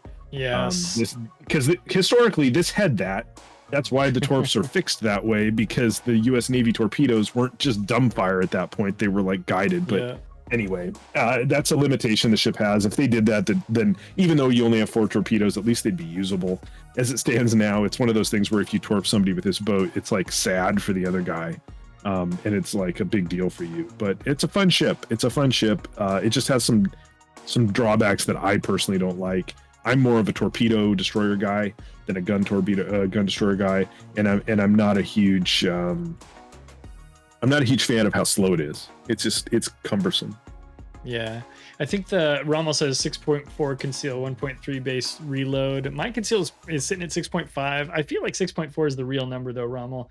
I don't know if that's an issue or not. I just approved that term without even reading it. Tactical, and we're getting a little borderline there. But yeah, I think the base reload is 1.5 seconds because I remember it's the same as gearing. Gearing has twice as many guns with twice the reload duration, so which is a 3-second reload. So, anyhow, yeah, Sherman's really good. It's a strong boat. I wish I had those turning torpedoes. To me, the fact that it doesn't feels like the software team was behind schedule. And or maybe the balance team said no. It's probably more likely, but anyway, the story on that, at least the one I've heard, is that at one point the design was that it was going to have torpedoes like submarines have. Like that's what I thought. It was. I think that may be a lie, and that it was probably really going to have the turning torpedoes, but people didn't know the difference at that time. But as it stands, it doesn't have those. It just has normal torpedoes on terrible launch angles. Yeah, I think I've landed one shot in all of my battles, which is not a million, but it's several battles in that thing. But yeah, so we've got Sherman here, and Sherman's pretty strong. Again, the DPM's similar to gearing, so if you're familiar with gearing, it's going to be like that. But of course, you've got HE and SAP. Don't ignore the HE. You can start fires, right? And fires, you can do damage over time while you're also farming with SAP after you switch back to the other shells. So I think Sherman's a lot of fun. She feels a little bit like a Friesland because you effectively have no torpedoes. Your concealment's not that great, and you've got great hydros and good smoke. So if you kind of like the way Friesland or Groningen play, you'd probably like Sherman. So I think it's a relatively easy recommendation for players who are comfortable and enjoy those kind of boats. Yeah, I think that's a good comparison. Yeah, and that's about, I think that's probably our pitch there for Sherman. We could certainly talk more about it if there are questions and things. You said let's sweep through the destroyers. I like that plan. Marceau is the next one. I can speak to Marceau a little bit. I think you're a bigger Marceau fan than me, but I like Marceau well enough. Marceau's a tier 10 French destroyer. She's fast. She has 9-kilometer torpedoes? Yes, 9-kilometer torpedoes. And she doesn't have quite the gun and shell velocity or the shell drag that we have on Kleber, where Kleber's arcs are a little flatter. Marceau's are a little bit higher arcing. But of course, you can get Marceau for coal and jump into the French line without having to play through the whole tech line. So I think Marceau's a lot of fun to play.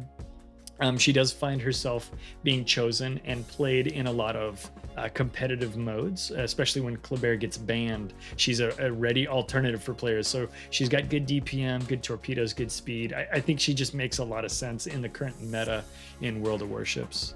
Relatively short, succinct description, at least in my... From me, what do you think? What am I leaving out, or what do you want to share? Yeah, I think I got Marceau long before I actually finished that line and got Kleber, and so I think if you got them in a different order, you'd look at them, and maybe that way in a light that would be different. But ultimately, it's the same hull.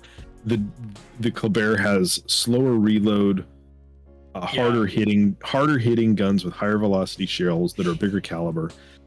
Kleber, its 4 turrets are like the same as the turrets on the Colbert, the cruiser, and it's a research point. So it has the higher rate of fire, smaller caliber, guns that have a little bit of a floatier shell. Torpedo differences, the torpedoes reach further on Marceau, but they take a lot longer to load than they do on Kleber. Kleber's torp reload is substantially quicker, but the Marceau torpedoes hit like a truck. 15,000 damage almost. AA is probably better on Marceau because of those dual purpose turrets. I know I've shot down a lot of planes with Marceau before. Handling, speed boost, all that stuff is there. Concealment, I think, is maybe a little bit better on Colbert than it is on Kleber, or on Marceau than it is on Kleber. 7 kilometers on Marceau. I can check the other, but keep rolling. Yeah, but all in all, I really like this ship. It's a lot of fun, and you can do some things with it you can't with Kleber and vice versa. Like, because of the types of guns this has, you can do like over island farming that maybe you can't do in Kleber because of the speed and velocity. And so you'll see, like in this new season of clan battles that's coming up, there's a limitation on Kleber and on Marceau's. Now they're limiting teams to a maximum of 3 of them, which is so many. What a hell of a limit, right? But they're both really good ships. And if you want to get a taste of high tier crazy French destroyer play, Marceau is a great ship. It's not you're getting enough differences between it and Kleber, but enough similarities. And so it's a really, I think Marceau's a really great ship. Plus, I haven't talked about this, but for friends out there that are co-op players and co-op mains, Marceau's a really good ship for farming all kinds of stuff in co-ops as well. Yeah, that's actually a good point. That's a good point. That's a shout out to my buddy GMAC. I know he was watching earlier, but this ship's good for that too.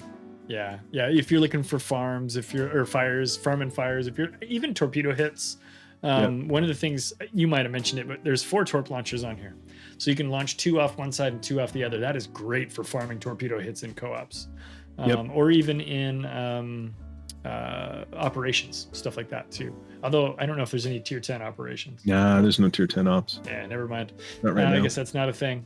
But yeah, I think both of us are relatively positive on Marceau, so I think that's a pretty positive ship for us. And your comment about being able to farm over islands, which is not an option for Kleber in a lot of circumstances, is pretty cool. Yeah, Marceau's a lot of fun. Yeah. I'll do the fastest discussion of Khaba as we can here. So Khabarovsk, former tier 10 Techline Soviet destroyer, now finds itself in the coal shop. You can pick this one up for coal. Khaba's a lot of fun, but she's a lot more fun with the legendary mod, which allows you to extend the range of the main battery to 14.8 kilometers. Without that, it's a lot harder to be survivable in Khaba. And so you'll find people who don't run the legendary mod run a smoke module instead of a hull repair, which is a bit odd. Tactical says, I miss when Cobb was a god. I know, dude, we all do. I am a huge fan of this ship. 200 plus battles in the thing. I love it. She did get a series of nerfs, and when she got those nerfs, we found those things come back and get resurrected in ships like Kleber, right? So Kleber got the speed and the handling that Khaba used to have and things like that. So it's available for you if you want to get it, and she's pretty fun. Torpedoes got nerfed a while back too. She's got a 6-kilometer torpedo range, so for that. She's an 8-gun destroyer, again with legendary mod, which costs research points. She is an absolute terror even today. She's got one of the highest damages, one of the highest win rates, one of the highest a bunch of things of all tier 10 destroyers even still today. So I think Khaba is still a lot of fun to have in the old port, but again, she's not going to be for every single person out there. If you can't hack I shouldn't say can't hack, if you don't prefer the loud I'm always spotted all the time destroyers, she's not going to be for you. Shino Tenshi points out that Khaba torps are the best concealed torpedoes in the game, which is true, and it's also hilarious because everybody knows when they're being torpedoed by a Khabarovsk. Hey, how's it going, Ace? Welcome to the channel. We're glad to have you. So I'm going to keep the Khaba spiel short because if you guys have been around before, I've given it many times. I've got a lot of videos on my YouTube channel, or at least a few critical ones about Khaba. If you want to go to my YouTube channel and check out the Khaba videos, please do so. And we'll bounce back to our list here. I'll talk about Salem, and then when hopefully Scott will come back here in a bit. We can. Yeah, I'm back. I'm back. Hey man, I figured you were, but I was going to just keep rolling. Salem Nope. being our Des Moines, our premium version of Des Moines. So Salem is very much like a Des Moines, and it's a great way for a U.S. cruiser fan to wet their beak in high tier play if maybe they haven't ground their line all the way up there, which is actually pretty rad. So when we look at Salem, she's got a swap between hydro and surveillance radar, which Des Moines does not have to. The tech line can take both acoustics and radar into battle, but Salem has to choose between those. Salem players tend to choose radar, but I have seen people take acoustic builds out specifically for things like ranked.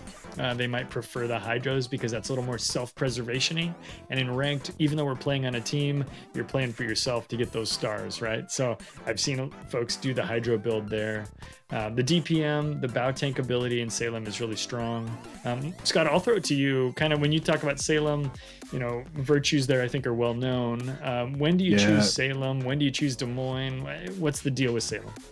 Yeah, the back of the box, right, between Salem and Des Moines, you're trading the ability to have radar and hydros or a super heal. Salem has a zombie style heal, like a mega Wawa British battleship style heal.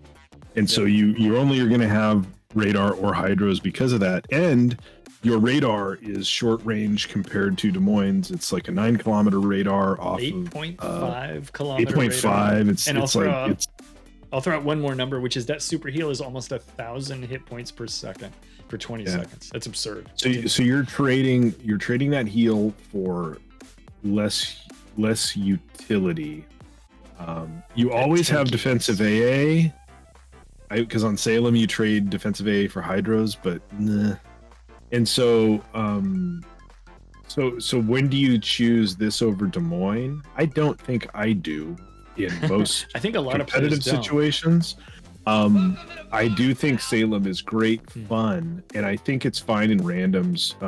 But I think in competitive, if you still see Des Moines, and it's because of the 10 km radar that runs forever, and because the hydros and just the fact that it's a tech line ship. Yeah, I have seen people say that for things, again, going back to the ranked well, to dip into that again, I've heard CCs and other, high skill players talk about how they prefer Salem for its tankiness when they go into ranked. You can bow tank in pretty well, that kind of a thing. And that super heal, as you've already kind of covered, is really strong. So I think players develop an affinity for Des Moines or Salem and they go with it. Des Moines being a little more utilitarian, Salem leaning a bit more into some of that tankiness. So but yeah, I think Salem, even if you think it's exactly the same as Des Moines, it's a great way to get a premium version of Des Moines, right? You might just have a great time with Des Moines, and now that you have a premium one, so why not? It's rad. So Salem is something that's been talked to death for many, many years in World of Warship, so I won't take too much time on it, and we'll jump back to our list here. You want to take one of our cruisers?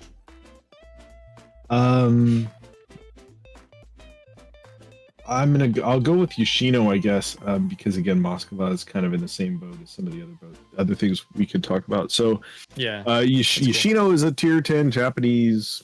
I guess, do we still call them super cruisers? I don't know. We used to, but now super ships make that complicated, right? Yeah, so it's cruisers, I think is what they it's a large cruiser.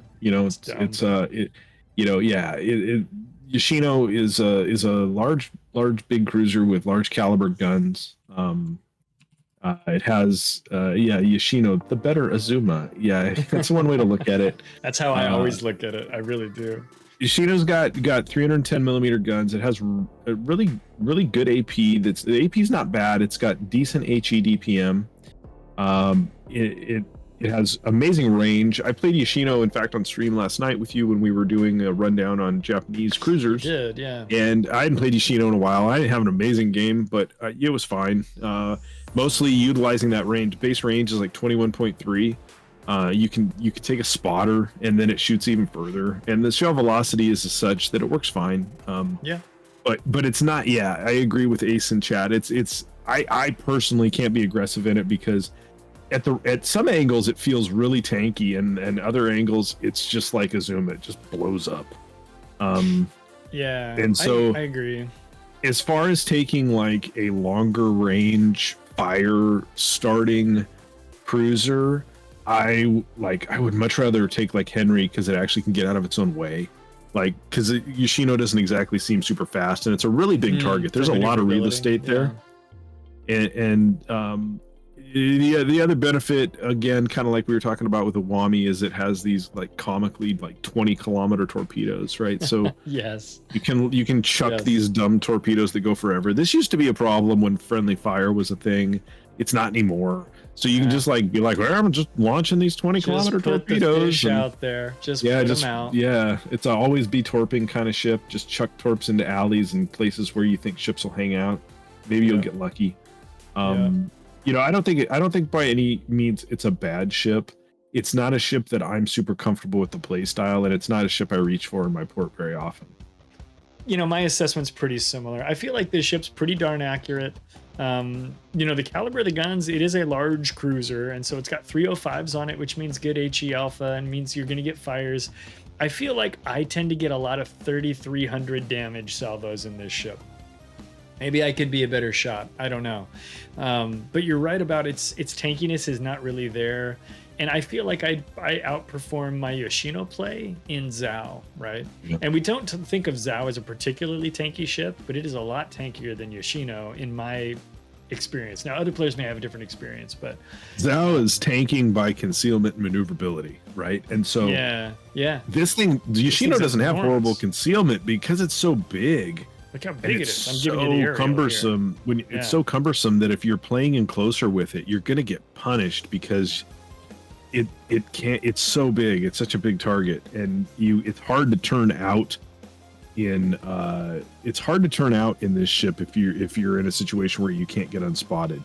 You're almost forced to just like throw it in reverse, like you wouldn't try to bow tank, and it's not good at that. And either. It's not good at that. Yeah. Jackal points out the guns are 310s because metric system. Thank you, Jackal. I always say this boat has 305s and I'm always wrong. You're right, it's 310s. So, you know, I don't really love Yoshino that much, and I already have a Zhao that does a good job of the thing that I would do in Yoshino. So for me, you know, I would lean on Zhao if I was trying to do this, which is right in the tech tree. But again, I know players who love Yoshino. They think it's the greatest fire spammer since, you know, the beginning. So good for those guys. But for me, I would not reach for this as my first tier 10 coal boat, or even my first tier 10 coal cruiser. I would look we talk about this all the time. I like right now I have some 516 ships in my port right now, so there's a ship for everybody. And 100%. Yeah. Yoshino may be the ship for you. It's not my favorite, and so Yep. I don't know what else I'd have to say about it. I don't know what to tell you, man. I don't know what to tell you. I'll do a brief description of Moskva, but I want to get to Napoli quickly. So Moskva, former tier 10 Soviet, top tier cruiser, 220 millimeter guns, great shell velocity, 12 kilometer radar. I think hydros simultaneously. Everybody knows Moskva. I don't think it needs a lot of introduction. If you need a Moskva introduction, go Google some YouTube videos on it. I've got a video where I compare it against all the other tier 10 Russian cruisers except for Nevsky, all the heavies. So Petro, Moskva, and Sevastopol, and Stalingrad. That's probably my best review about it. You can find that on my YouTube channel. I think Moskva still holds up today. She's a relatively reliable ship. I think the camo looks good on it. I think because of her DPM and her reload, she still makes an appearance in competitive modes, even when Petro is there and has some better attributes. I think a player who enjoys heavy Soviet cruisers could get a lot of good mileage out of Moskva. So for me, I think Moskva is recommended for players who like that stuff. If you like to be more maneuverable, if you're looking for something like a Henry or a Zhao or a, you know, something else, this isn't going to be it. But I think Moskva still holds her own, and I kind of want to, you know, keep that one relatively brief. But Skada, thoughts on Moskva before we move on? I think when Moskva was still a tech tree 10, it had its fans, but I actually feel like it's become more popular now that it's a coal boat. I might be wrong, but I definitely know that I feel like we see them a lot more in competitive. Now that may have to do with bans to Petropavlovsk. But I feel like this ship, I feel like I see it more now. I don't know why. I just feel like I think maybe it was a situation where people didn't know what the things they liked about it they would miss when it wasn't at the top of a tech tree. Maybe, I don't know. But Moskva's a good ship. It's a really good ship.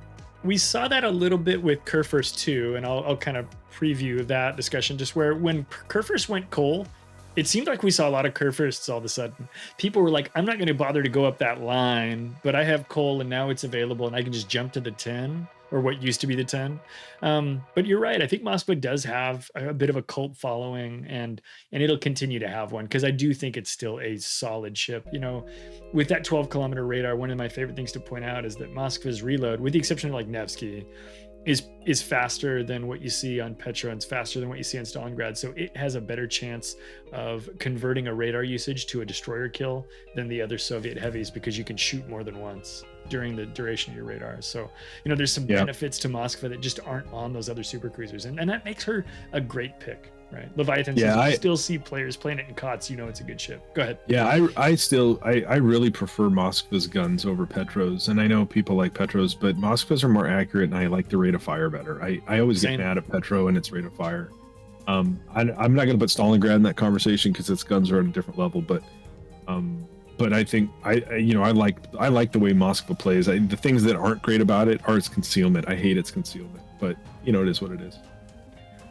Tactical says, what do you think about Sevastopol? She's a monster. I'll send you a video link later, Tactical. I want to focus on coal ships today, and we're on a short timeline, but I'll send you a link to my YouTube video about that.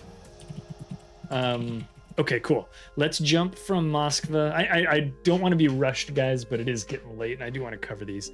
To Napoli. Do you want to give us the rundown on Napoli? Yeah, Napoli is a really exciting ship. It's taken a hold in competitive play in the game because it's super tanky. Its main battery is not amazing DPM wise, but it has HE and AP, and they're relatively large caliber. I think I've got it here in front of me. 254 millimeter, not as big as some of the other ships like Yoshino, but much more usable because they have good shell velocity. Napoli also has SAP secondaries, which, you know, for a cruiser is kind of a gimmick, but they are relatively accurate if you do get yourself in range of having to use them. Napoli has relatively long range torpedoes like a lot of the Italian cruisers do, you know, where it can chuck torps that are kind of slow, kind of scene mines. Napoli has fuel smoke, and so it can cruise around and then it can break contact using that fuel smoke. Downsides, doesn't have any sensors, it doesn't have hydros, doesn't have anything of that nature, but the ship is just tough as nails, and it's relatively fast, and it's found a place in competitive play on those aspects where it can get into, it can press into situations and then it can stay alive longer because it's pretty tough. And it's a fun ship to play. It's a fun ship to play. It does definitely play different than Venezia. Way different. But it's a pretty fun ship to play. Yeah, and you know, the competitive teams are reaching for Napoli, which, you know, I mean, we know that's a good indicator of the ship's capability and its tankiness. And I don't know that I need to add anything to your speech about Napoli.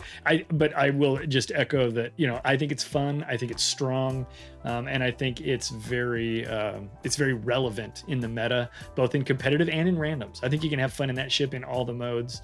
You can certainly take it into ranked, things like that too. So Napoli gets an easy thumbs up from, I think, both of us, honestly. Yeah, I'd throw out there too this month. When we're recording this, the end of the month will be Black Friday sales, and this the new tier 10 black ship this year is going to be Napoli B. I would really say to you all, just buy it for coal, buy it for free for coal. But if you weren't going to do that and you wanted to whale into it and buy it for cash, the black version, it'll still probably be pretty good.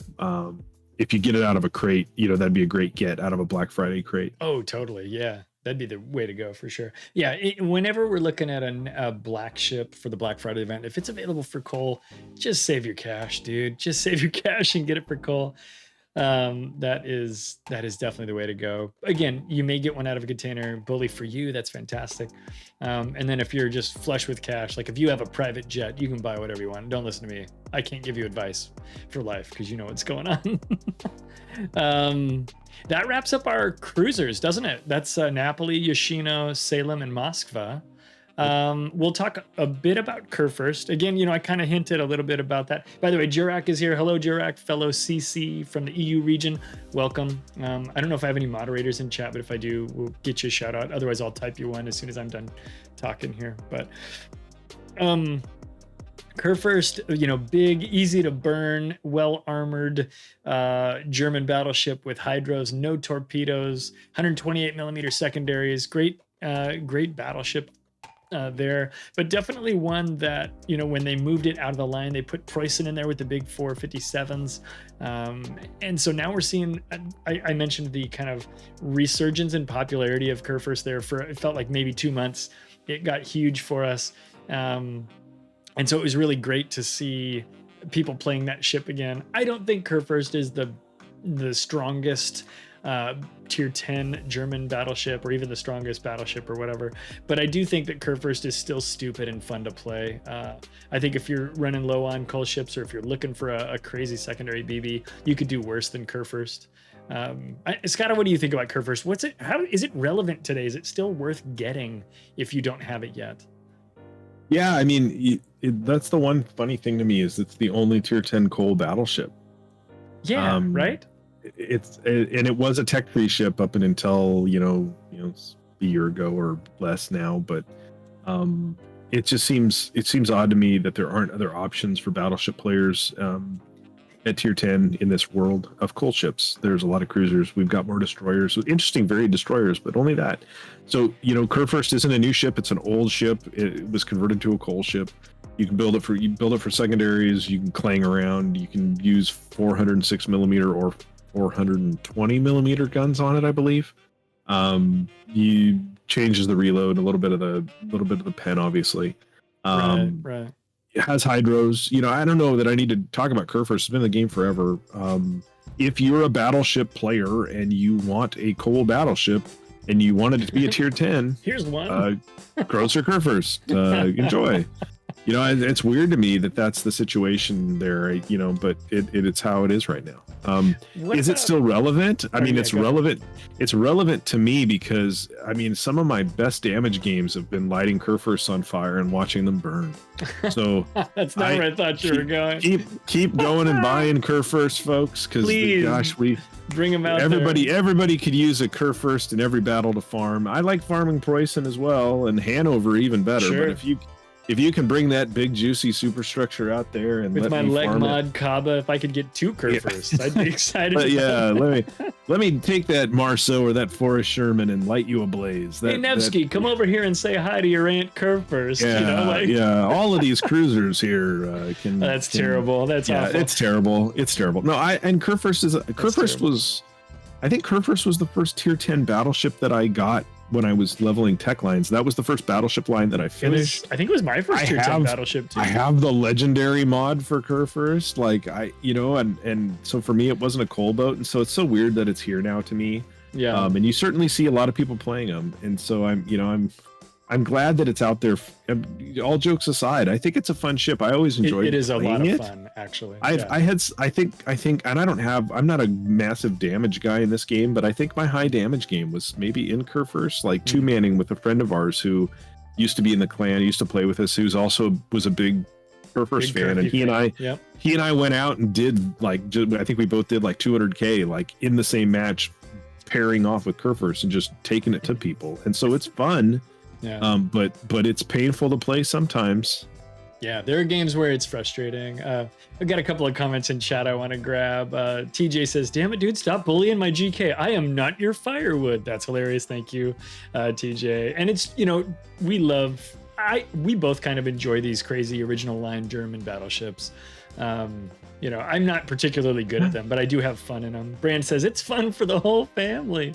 And then Ace, I wanted to get back to this comment from Ace. He said, you got to think that Preußen is better than GK in almost every measurable metric. I think Preußen is a bit of an upgrade in some ways, right? The bigger guns is nice. I think those 457s really work. Because Kurfürst got the accuracy buff a couple of years ago, that carried over to Preußen. So Preußen can use 457s with legitimate accuracy. I think Preußen's still burnable. I don't know if its secondaries are better or worse than Kurfürst. I think they're the same.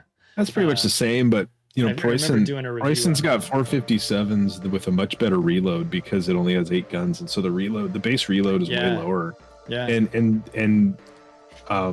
the 457s, you know, they're great. They overmatch stuff. So no, Preußen, you know, I was talking to you about battleship builds the other day and how on Preußen I don't really play like a full secondary build. I play it more like I would play Ohio with kind of a hybrid-y. Taking advantage of those main battery guns. Yeah, because they're really good. So it's a nice change, but it has some of the same problems in regards to being, you know, floating kindling and being visible from outer space.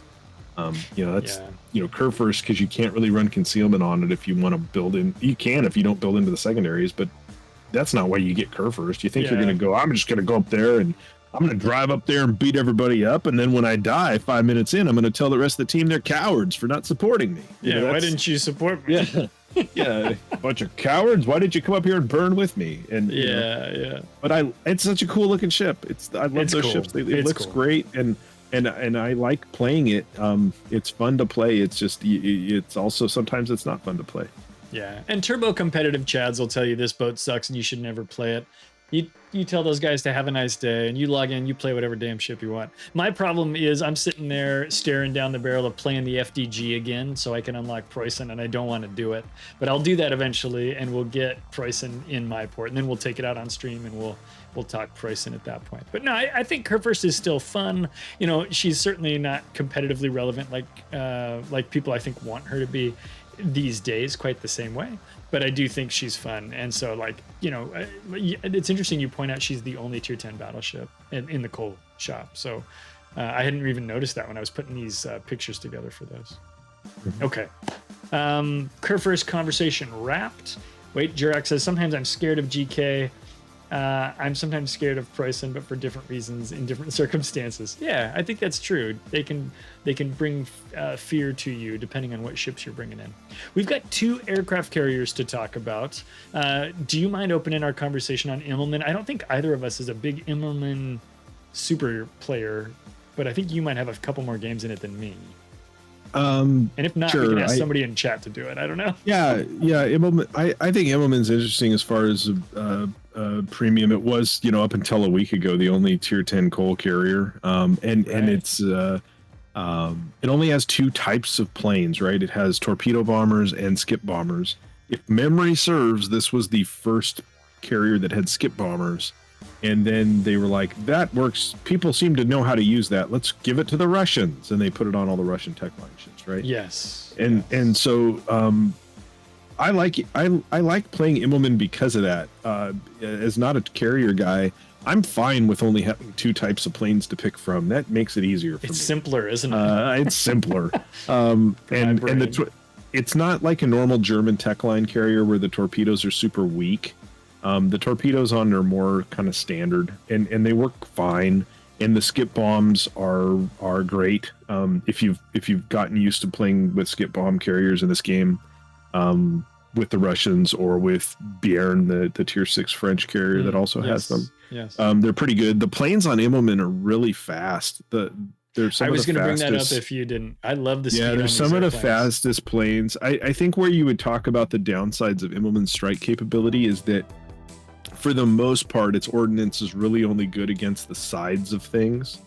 There isn't like a really good bow in strike capability with the skip bombers or with the torpedo planes, right?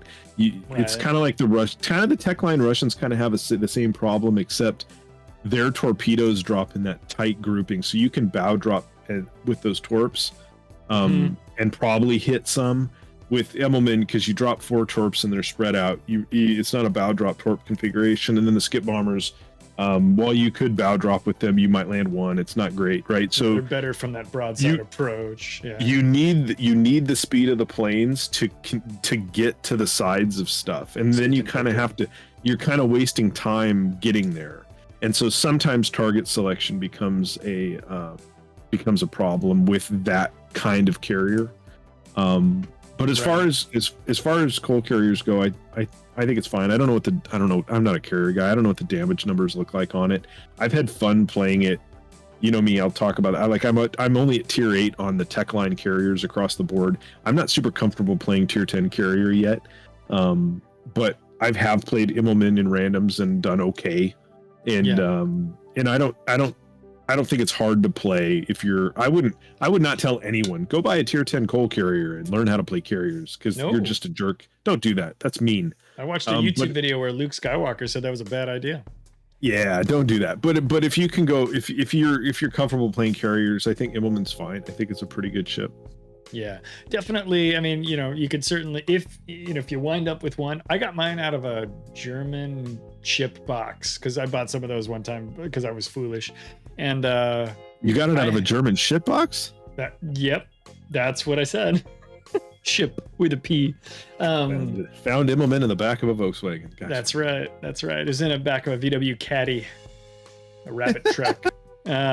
It was in pieces. I had to put it back together. No, and so like I was that guy who didn't have any tier 10 CV, so I took it into some co-ops and stuff and played with it a little bit, and I found it relatively easy to do drops and things with it for a guy who sucks at carriers. But you're right about the speed, right? You really need that speed to make those wider sweeps and corners. It does let you get across the map faster, so you can keep the ship parked in a safer location.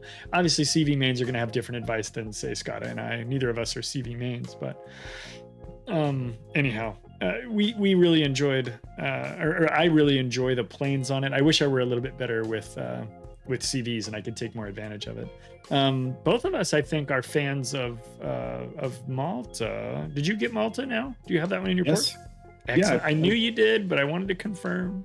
I think I played it on stream. I think you played it on stream one of the other days. Yeah. Well, I'll have you lead in on Malta because I feel like I've been leading Malta, in on a lot of these ships. But go ahead. Yeah, Malta's a tier 10 UK premium or special carrier. Mm-hmm. Just came out for coal on October 28th of 2022. A couple days ago, I was recording this video. Was made available for cash money for a few weeks prior to that. So it's new to the game, relatively new to the game. It has 3 types of planes. It has strike aircraft with rockets that have a really short machine gun animation. I don't know what you call that, but delay in firing from the time they added that delay in. So it's only like targeting delay. It's like 2.5 seconds. It's really short. It's almost like how they used to be before they added that. It has pretty good torpedo planes that drop 4 torpedoes. I have some personal issues with the way the torpedoes drop and how the outer torpedoes spread. But the torpedoes do a lot of damage. And then it has British style carpet bombers, but it drops AP bombs in that fashion instead of HE bombs. And they are magnificent and destructive to everything. Well, to cruisers and battleships. They're beautiful. I love the bombers. They're not great against DDs. You want to use the rocket planes against the DDs, kind of old school style, but by golly, those AP bombs, especially against the targets that you normally would be like, man, I don't want to go strike that Minotaur. I don't want to go strike that Smolensk. I don't want to strike that Worcester. Those AA cruisers. Oh no, you want to strike that Minotaur because you're going to get a pocket full of citadels on that poor gentleman. Yes. There's a video floating around right now of a Malta's AP bombers dropping an off-angle Smolensk and getting like 5 citadels and dev striking the guy. Jeez. And it's the most amazing video I've seen because there's outrage. How dare this Malta be able to do that to Smolensk? It's the first time since Smolensk came out that anybody was like, how dare you to Smolensk? So if you've made Wargaming made a ship finally that made people cry for Smolensk, because this is not a ship that anyone should cry for. GK fans specifically should be happy that there's somebody that can crush a Smolensk now. Speaking of GK, we just talked about her. Yeah. So, and because they're not dive bombers, because they're a British style where they kind of do that low level flight pass and carpet bomb, they're much more forgiving to use. If you line up with a cruiser, and not just a cruiser, if you drop battleship superstructures, you get big hits on battleships with these bombs as well. You do. Getting 10 to 15K on a drop is not uncommon. No, it's a real easy carrier to farm damage in. I think the other day I played it for the first time and I had, buck 20, buck 10, buck 20, which felt okay. And that's not, I'm not a carrier player. So I thought, oh, that's okay. That felt pretty workable. Yeah. So I think Malta's pretty easy to use, and I think it outputs a fair amount of damage, and it does pretty good against most target types. Yeah, I really enjoy this ship. I like, this might be my favorite aircraft carrier in World of Warships right now. And I don't have a lot of them that I'm a big fan of. You know, I tried carriers back when they were RTS, and I didn't really care for them back then. I was okay at them, but I didn't really enjoy playing them. Then they changed them, and I really was like, never mind, I'm not doing this anymore. As a destroyer main, I am angry. And I grabbed my pitchfork, my torch, and I went out and I watched a bunch of angry videos on YouTube. And then I kind of got over that and grew up a little bit. Not everybody has to grow up, but I did. And so, you know, for me, I've come around and I've decided to try some of these other platforms. I really have a lot of fun in this ship. Its airplanes recover very fast, so it's one of the hardest ships to get deplaned in. A lot of its damage isn't very big, but you know, we talked about the bombers and how they're able to get big damage. That's through multiple hits. It says here on the behind my head, it says low armor penetration right here. And the penetration, I think, is 107 millimeters for the AP bombs, which is low, but not so low that you can't get hits. You're not going to citadel battleships, but you're going to penetrate battleships. You're going to penetrate cruisers. You might citadel cruisers. You will overpen destroyers. It kind of sucks to drop destroyers with those, but the attack aircraft work well enough for that. With sight stabilization, you can use the torpedo bombers pretty well on larger targets. So, I mean, Malta's really built, at least in my experience as a guy who's not a very amazing carrier player, I have a good time farming larger cruisers and battleships with it, and using all of the ordnance, the attack aircraft, the torpedo bombers, and the AP bombers on those same kinds of platforms. And you're able to do pretty darn well with it. So, you know, in my view, Malta's a pretty forgiving carrier. Skada mentioned earlier, please never have played a carrier. Go buy a coal carrier and go in at tier 10. You're not ready for tier 10 AA. You're not ready for those things. But when you've played a bunch of tier 6 and tier 8 carriers, I think Malta's a great way to step into that tier of play. So I'll throw that at your feet as far as a recommendation. So I do think Malta's a strong ship to play. I'm hoping that people avoided buying it for $140 or whatever it cost. And they're looking at it for coal, because I think that's the right way to get any ship that's already free, is to get it for free. But that's kind of my monologue on Malta. Did I spark any new ideas from you, Scott, or any closing thoughts on Malta before we kind of talk about as a group? This ship's destined to get nerfed. There's no way. Please don't do it. I know. This ship's totally gonna take a nerf. It has to be nerfed. This is the first ship that I would say, you know, if the old rules were in place where they didn't go nerf these things, then this ship would just be the first candidate in a long time for when to get pulled.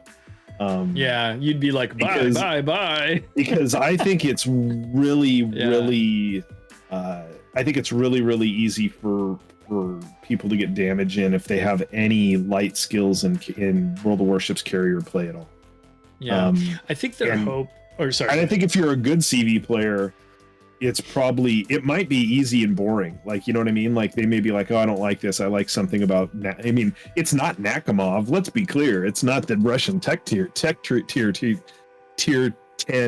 that should be a tier 12. Right. But Malta, as far as one that you acquire with free resources, it's good enough in the hands of average players that it feels like it should have been for steel, right? It doesn't feel like it should have been a coal boat. Yeah, and I think the intent was to make the bombs be carpety, so that you'll get medium good damage consistently, but it'll be hard to get hardcore big alpha strike damage. I think the thought with the rocket planes, that's a big oval. It spreads the rockets out quite a bit.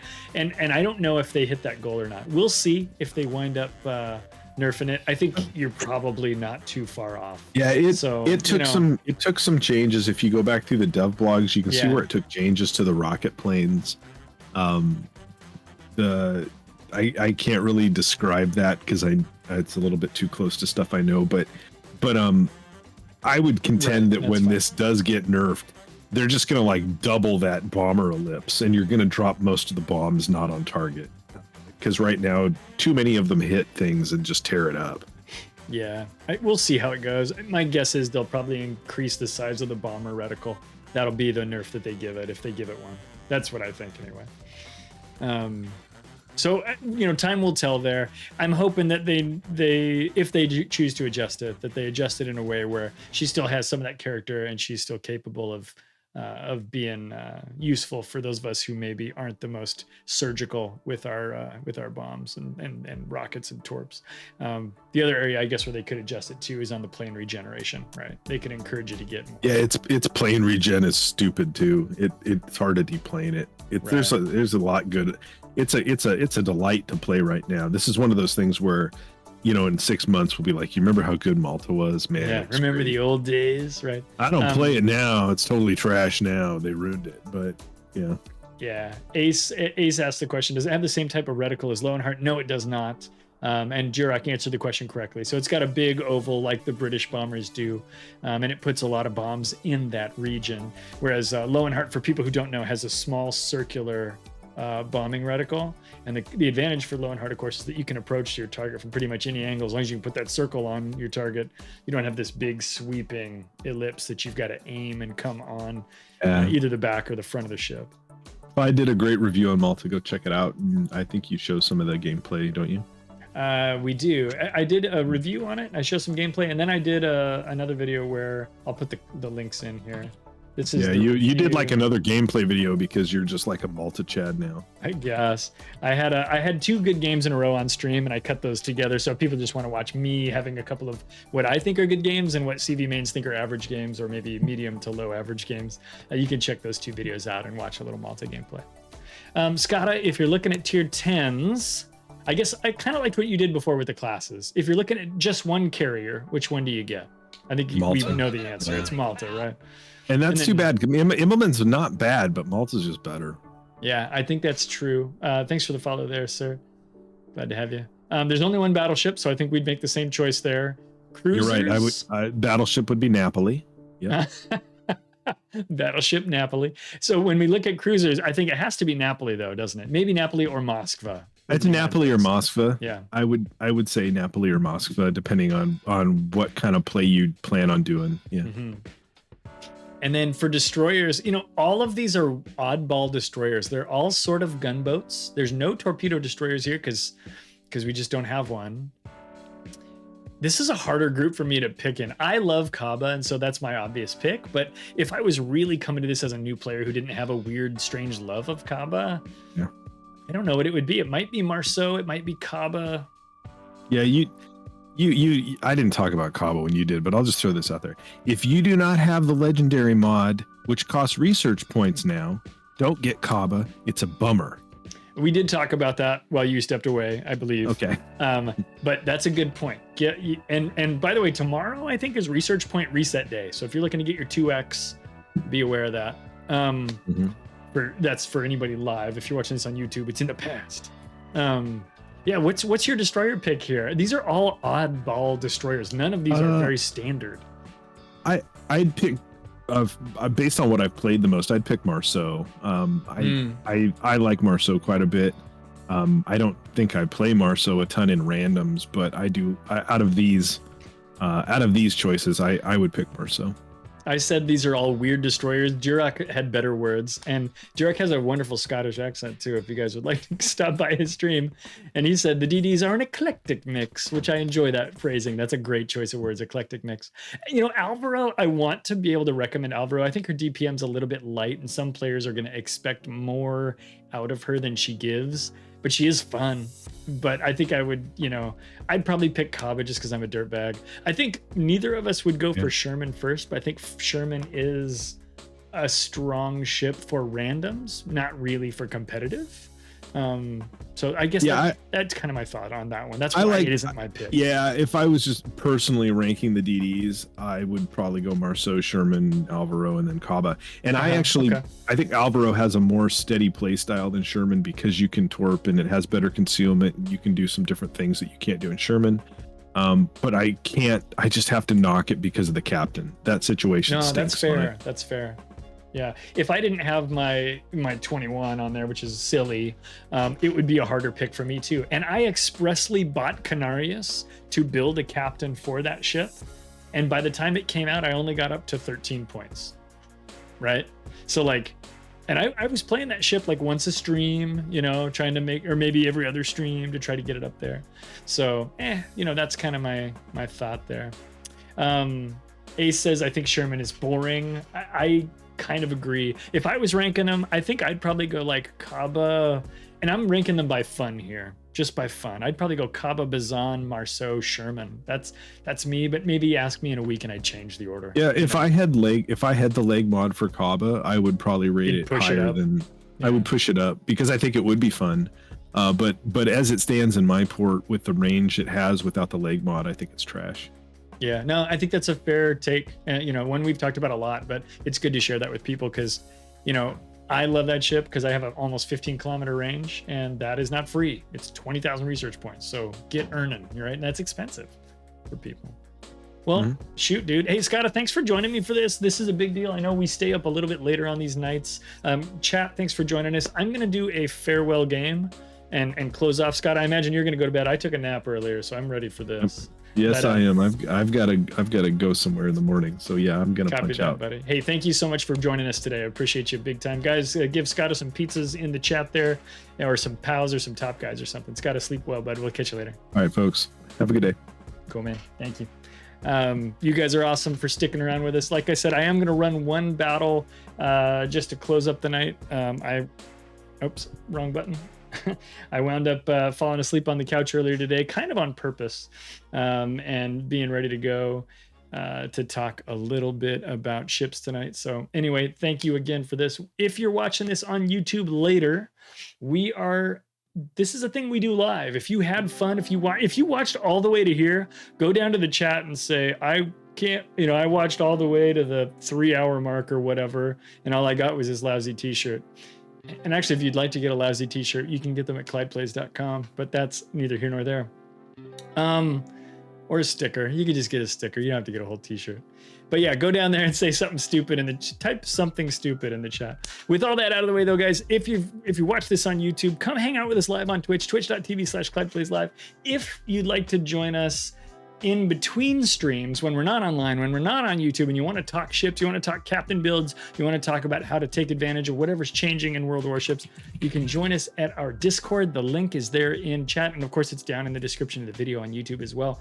If that's it. I think I'm out of ifs. I think I'm out of ideas. So we're gonna go back and play a battle here on Twitch here to close out the night. But again, thanks so much for watching this video. I hope you guys had a fantastic time with us. And yeah, I think that's the whole thing. Goodbye.